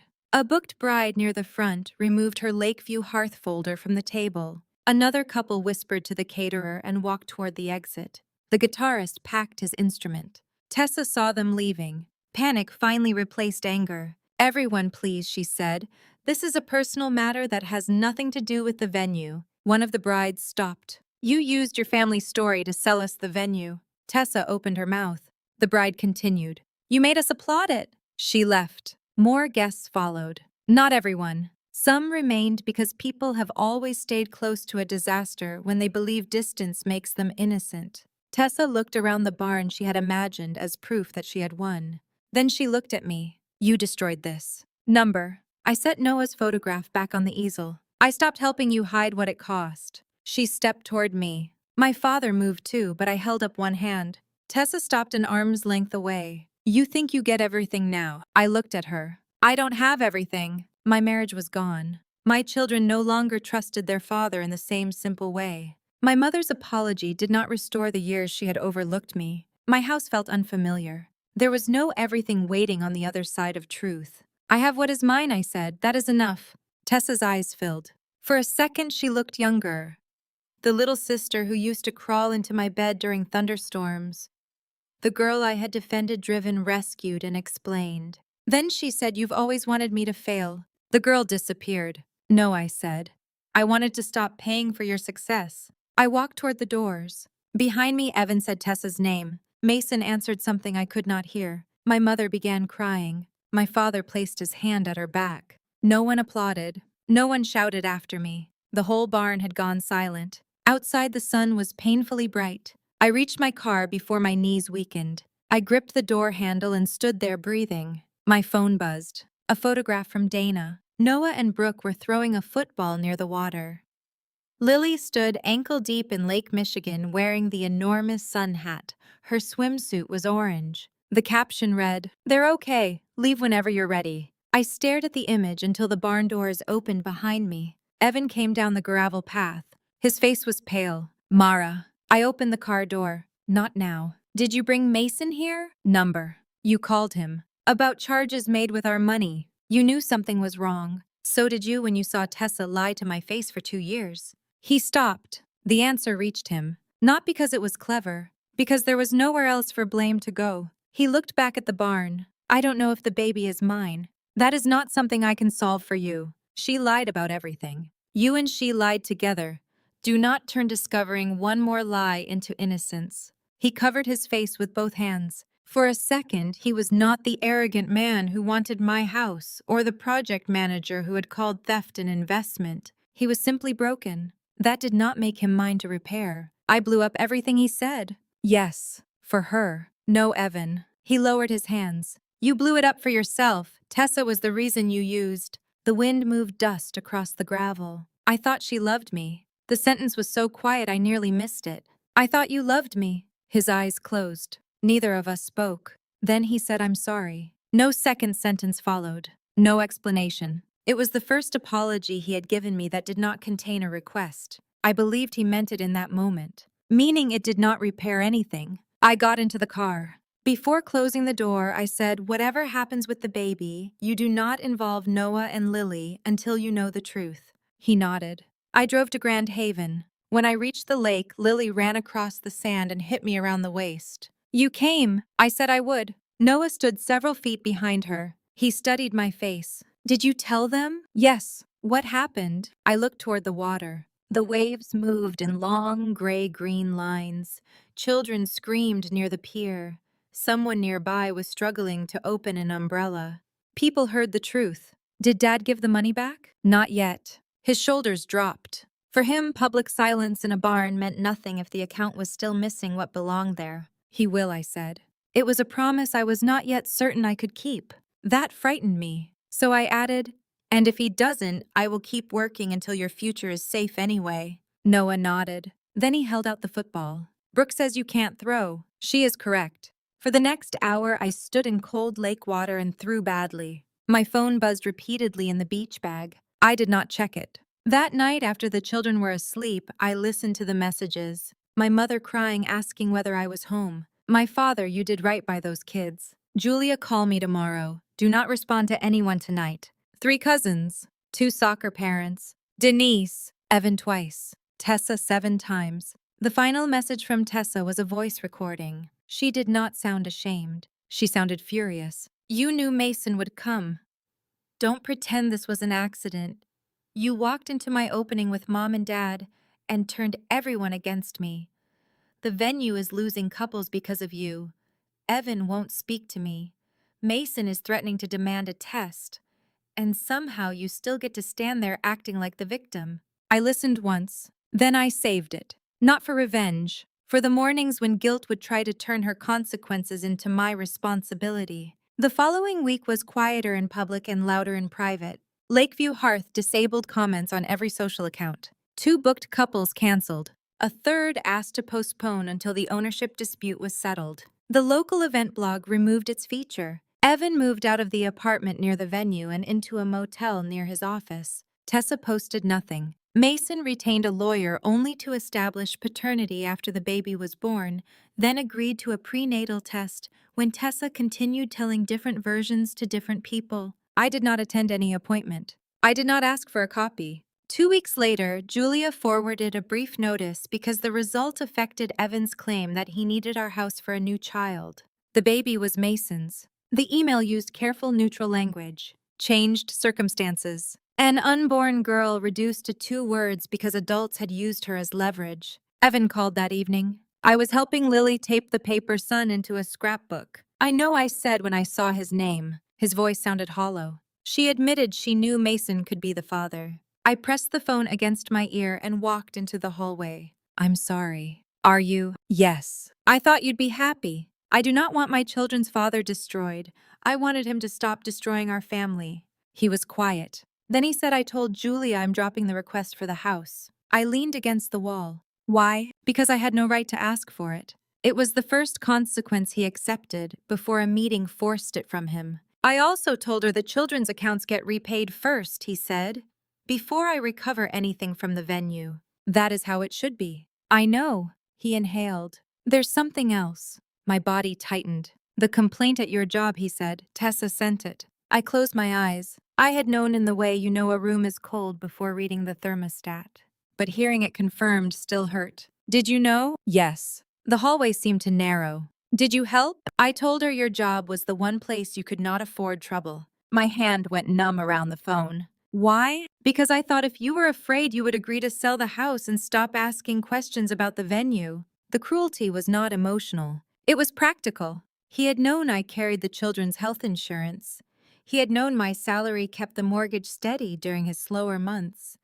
He had pointed directly at the part of my life that could not fail. "Tessa wrote it," he said, "but the idea came from me." I could hear that he was crying. Months earlier, I would have found the exact sentence to return his shame to him. This time I had nothing polished. "You tried to make me lose my job." "Yes." "You let me sit through an audit." Yes. You watched me miss Lily's rehearsal because I was defending myself against something you helped invent. His breath caught. I didn't know about the rehearsal. That is not the part that makes it wrong. I know. No. You know now because you finally need to live with knowing. He did not defend himself. I sent a written statement to Julia, he said.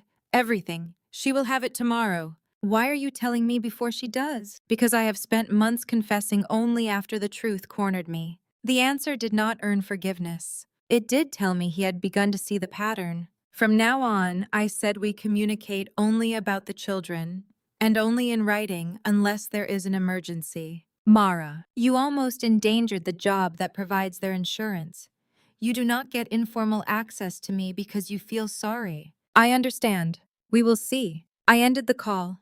Then I went into Lily's room. She held up the scrapbook page. I glued the sun crooked. It looks fine. You always say crooked is okay if it stays on. I do. You said it about my tooth. I sat beside her. For 10 minutes, we talked about whether loose teeth could fall out while someone was asleep. I did not tell her what her father had admitted. Children deserve truth.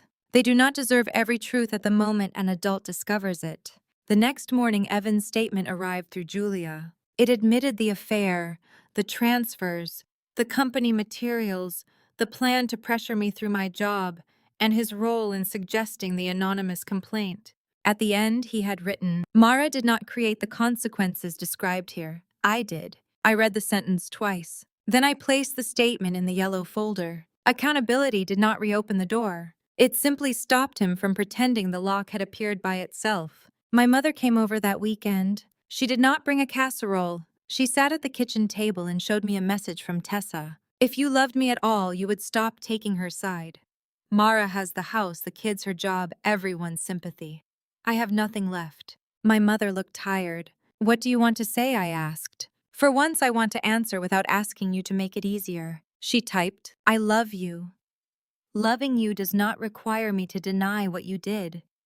Mara did not take your relationship, your venue, or your future. You made choices. Until you can speak about those choices without making your sister responsible for them, I will not discuss reconciliation. She showed me the screen. You do not need my permission, I said. I know. I wanted you to see that I'm not using you as the message. She sent it. Tessa blocked her within minutes. My mother cried. I sat beside her. This time comforting her was a choice, not an assignment. At work, Martin Hale's internal review moved faster after Evan's written admission. The venue invoices showed that he had used company vendor pricing without approval and sent 2 crews to Lakeview Hearth during paid work hours. He had hidden those hours under a residential project that was already complete. I did not report him. I did not need to. The invoices existed because he had created them. People who resent consequences often blame whoever turns on the light. But the light does not make the room dirty. It only removes the dark. By the beginning of August, Lakeview Hearth had no remaining weddings on its calendar. Tessa could not carry the loan, the operating expenses, and a baby alone. A restaurant group made an offer for the property. The amount would not cover everything. It would cover enough to begin returning what had been taken. That was all I wanted from the building now. Not its collapse. Not photographs of empty tables. The money returned to the children whose faces had been used to call it a family dream. In August, Evan's employer completed its review. He was fired. Not for the affair. Martin Hale did not care who Evan slept with. He cared that crews had been sent to a private property while the company paid their hours, that supplier discounts had been used without permission, and that finished jobs had been charged for work they never received.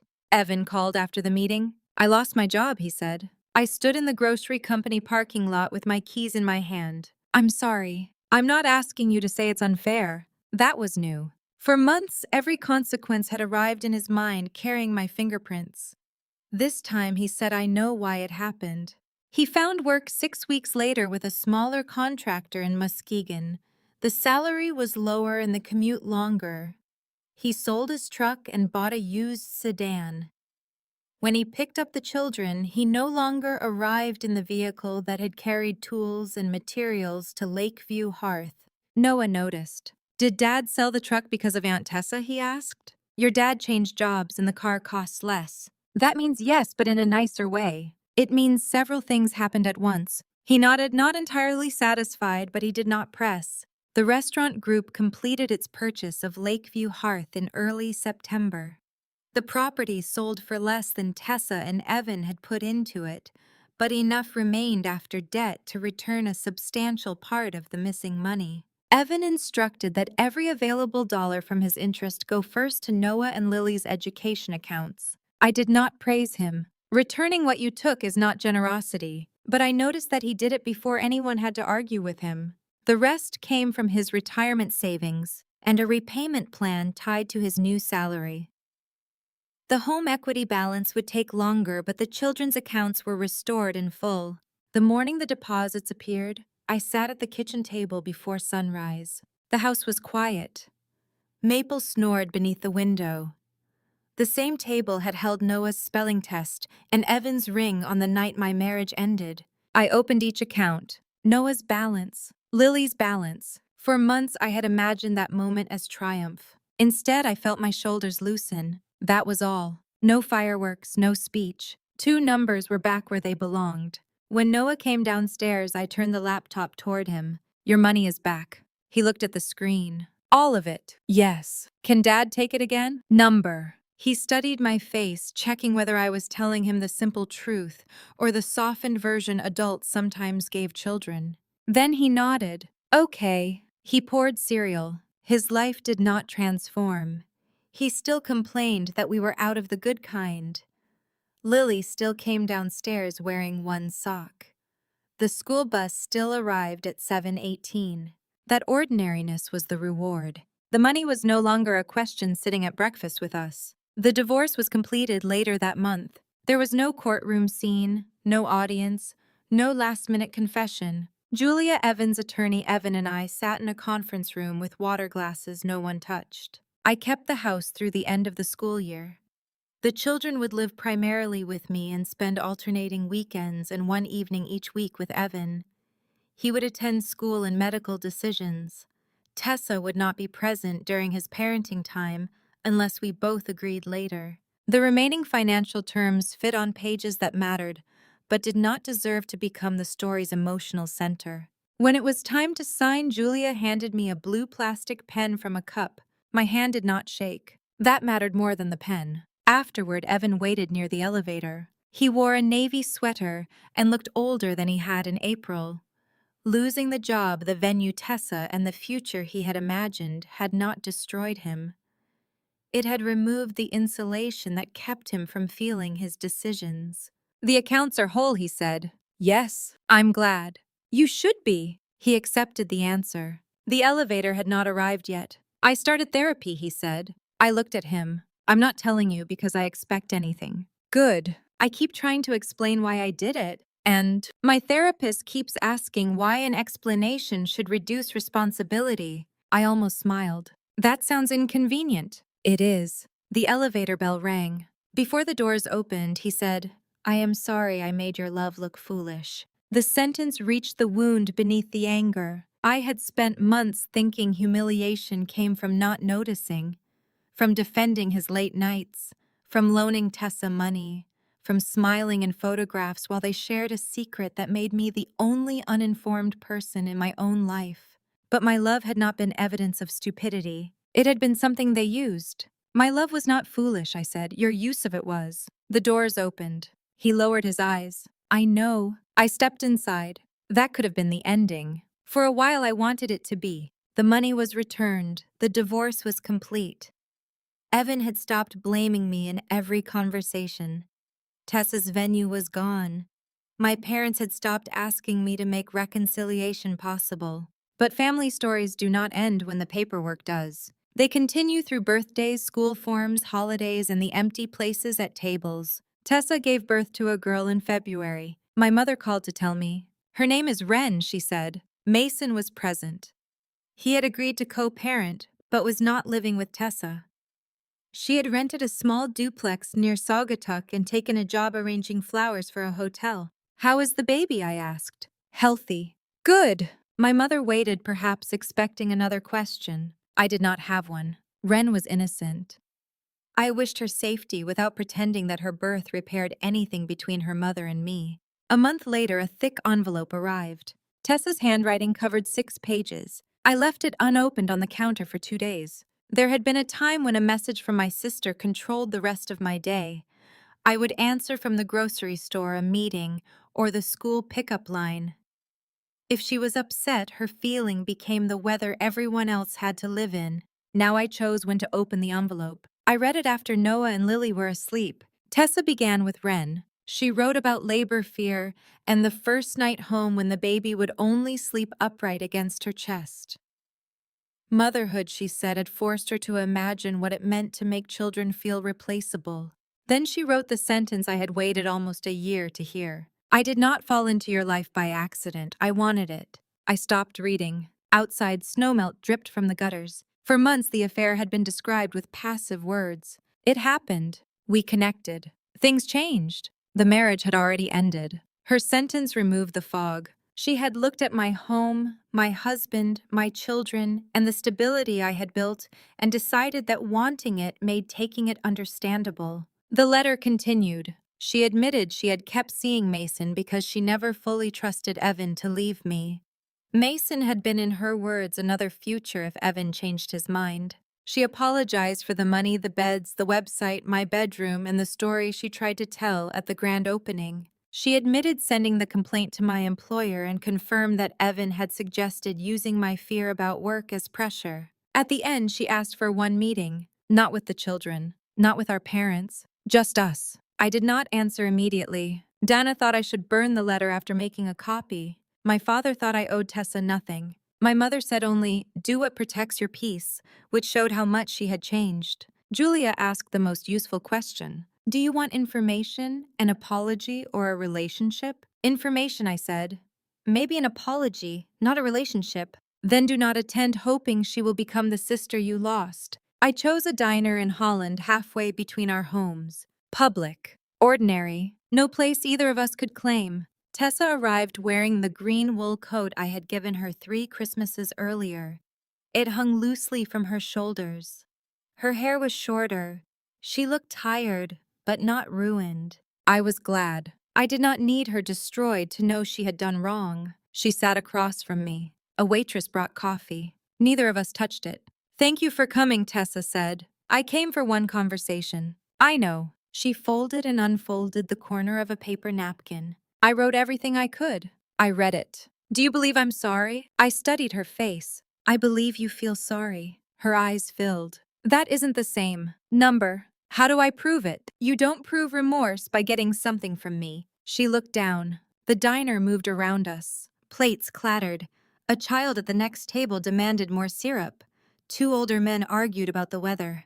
For a few seconds, I remembered us as girls. Tessa climbing into my bed during thunderstorms. Tessa crying when I left for college. Tessa standing beside me in the hospital after Noah was born. Those memories remained true. They simply were not the only truth anymore. I miss you, she said. I miss who I thought you were. She covered her mouth. I waited.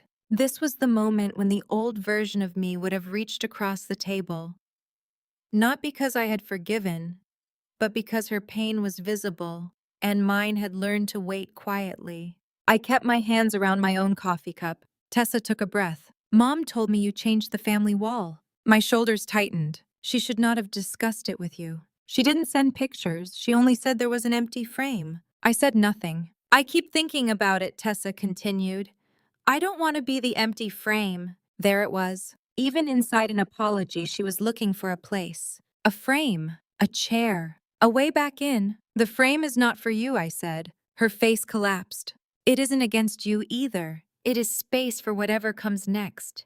You keep seeing open space as something someone is denying you. I don't know how not to. That is work you have to do without using me. She nodded and wiped her cheek. After a while, I asked why my job. She looked at the table. Because Evan said it was the one place you couldn't afford questions. He already admitted that. I know. I want your answer. Tessa's fingers tightened around the napkin. I was angry that you froze the accounts. Evan was afraid the venue would stop before we could open.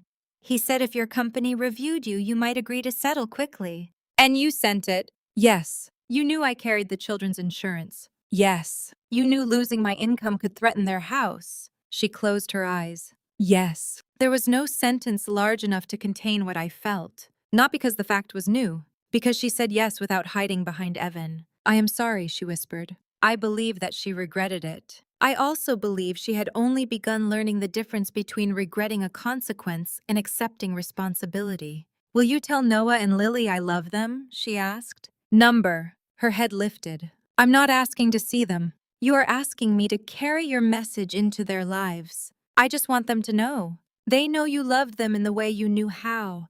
They also know you hurt them. What they decide later belongs to them. Tessa began crying again. Do you hate me? I considered the question carefully. Number. Relief moved across her face too quickly. I do not trust you, I continued. You will not come into my home. You will not contact the children through other people. I am not ready to build a relationship with you.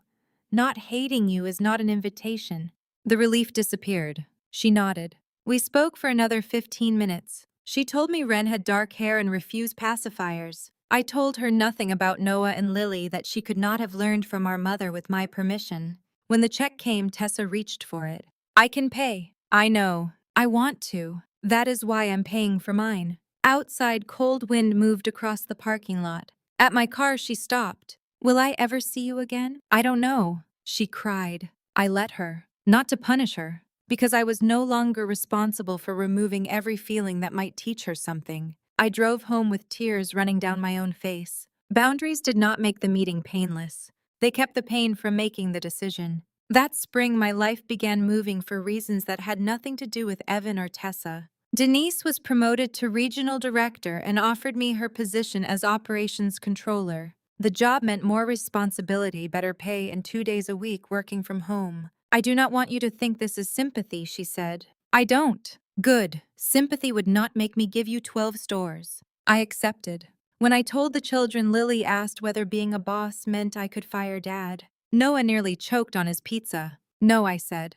What can you do? Make sure people are paid correctly. She looked disappointed. That's not exciting. It is on payday. The promotion gave me enough financial room to make a choice I had been avoiding. I decided to sell the Craftsman. People assumed I left because the house held bad memories. It did. It also held Noah's first steps.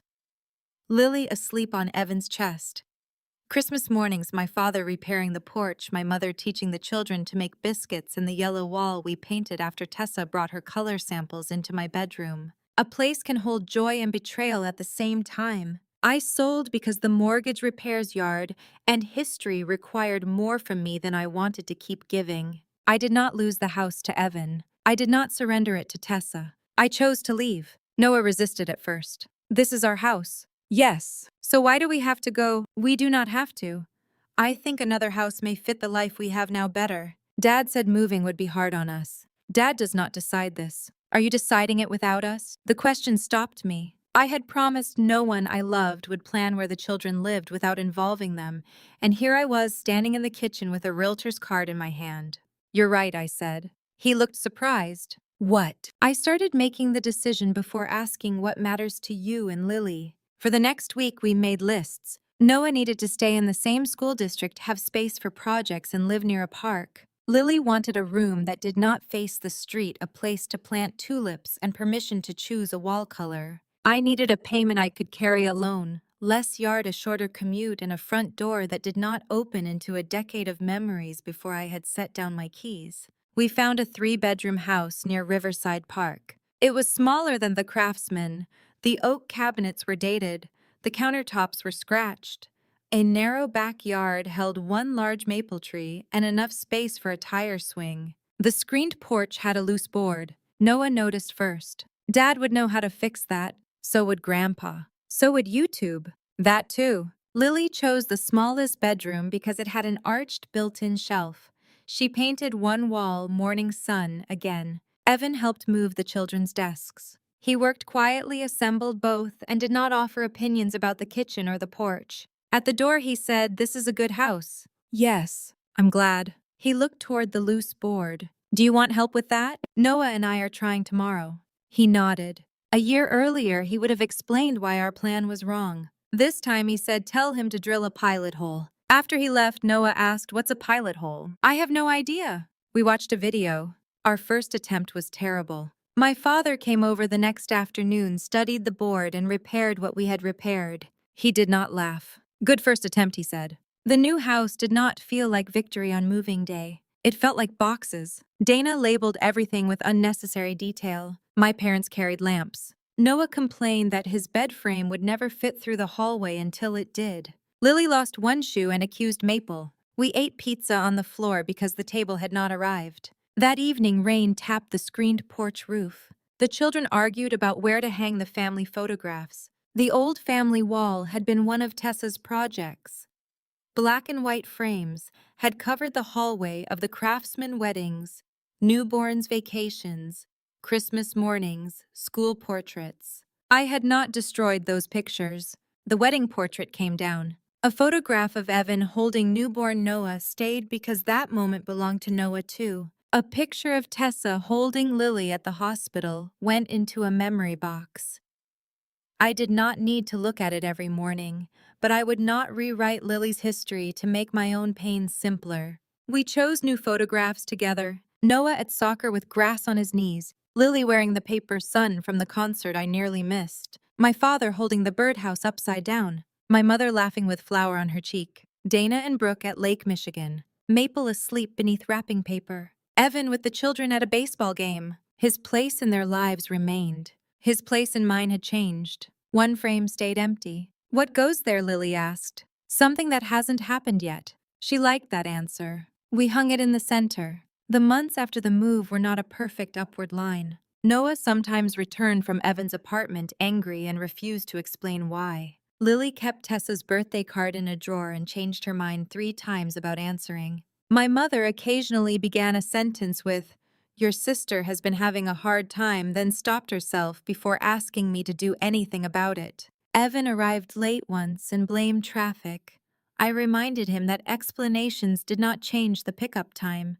The next week he arrived early. He continued therapy. He attended school conferences. He learned to communicate about the children without adding a paragraph about his feelings toward me. Those improvements did not restore our marriage. They made him safer as their father. That distinction was enough. At Thanksgiving, my parents and Dana came to the new house. Evan returned the children at 10 that morning with a bakery pie and Lily's missing sweater. For a moment, he stood on the porch looking past me at the table being set inside. For 10 years, he had carved the turkey. My father had sharpened the knife. My mother had complained that he cut the slices too thick. Traditions become visible when someone is missing from them. "Happy Thanksgiving," he said. "You too." He handed me the pie. I didn't know what else to bring. "You didn't have to bring anything." "I know." He left. My mother watched from the kitchen but did not comment. That was one of the quietest signs of change. She no longer interpreted every boundary I set as anger she needed to soften. Dinner was imperfect. The turkey took 40 minutes longer than planned. My father burned the rolls. Lily spilled cranberry sauce and blamed Maple, who was asleep in another room. At one point, my mother looked at the empty chair beside her. For years, Tessa had sat there. Her eyes filled. My father put his hand over hers. No one rushed to fill the silence. Then Dana asked Noah whether a bridge or a birdhouse was harder to build, and the meal continued. Healing did not mean the chair stopped being empty. It meant the emptiness no longer controlled the whole table. After dinner, we added one more photograph to the family wall. Dana had taken it on moving day. I stood on the porch steps with Noah against one shoulder and Lily holding Maple's collar. My parents stood behind us. My hair was messy. A split box had spilled towels across the walkway. It was not a beautiful photograph. It was real. Lily held it beneath the empty frame. "This goes here." Noah looked at the picture. Mom said the frame was for something that hadn't happened yet. "What happened?" he asked. Lily looked at all of us as if the answer were obvious. "We did." Noah rolled his eyes, but he helped her straighten the frame. I turned toward the kitchen so they would not see me cry. That night, after everyone left and the children were asleep, I sat alone on the screened porch. The yard was dark. The maple branches moved against the sky.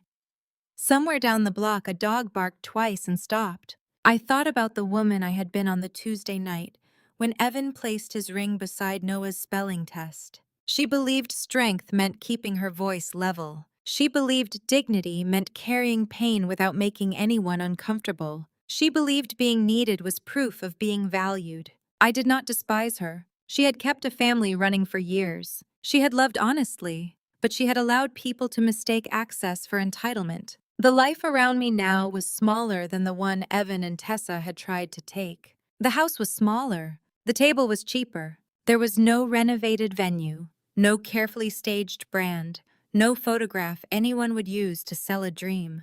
It was mine. The children were safe upstairs. Their money was restored. My parents had learned that loving both daughters did not require protecting both from the same consequences. Evan was becoming a better father without being restored as my husband.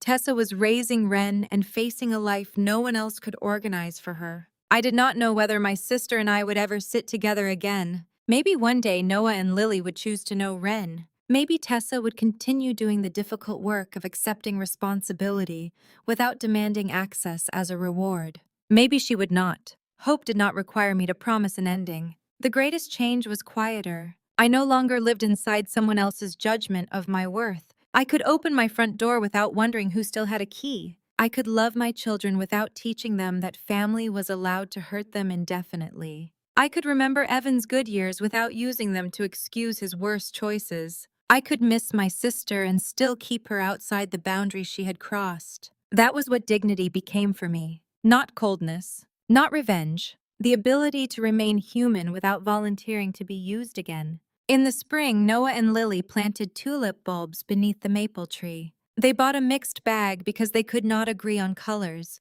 yellow, red, purple, white. Noah dug the holes too deep. Lily threw away the instructions because she thought the package was trash. They argued until my father asked whether I planned to settle it. No, I said, they can figure it out. A few minutes later, they did. Not perfectly. Some bulbs would probably never bloom. Some were too close together. At least one had been planted upside down. That was fine. A family was not something I could control into beauty. It was a place where people learned how to grow without taking all the light. I watched my children cover the bulbs with soil and understood that the revenge people expected from my story had never been the real victory. It was not Evan losing his job. It was not Tessa losing the venue. It was not the silence in the barn when their story collapsed. It was not even the money returned. It was the moment my children stopped wondering whether their future could be spent without them. It was my mother asking permission before offering comfort. It was my father telling the truth even though his voice shook. It was Evan finally writing Mara did not create these consequences. I did. It was Tessa hearing no without being rescued from it. And it was me building a life that did not require anyone else to lose before I could feel whole. If the people closest to you betrayed you and then called your boundaries cruel, what would you protect first? The appearance of family or the dignity that makes a family worth having?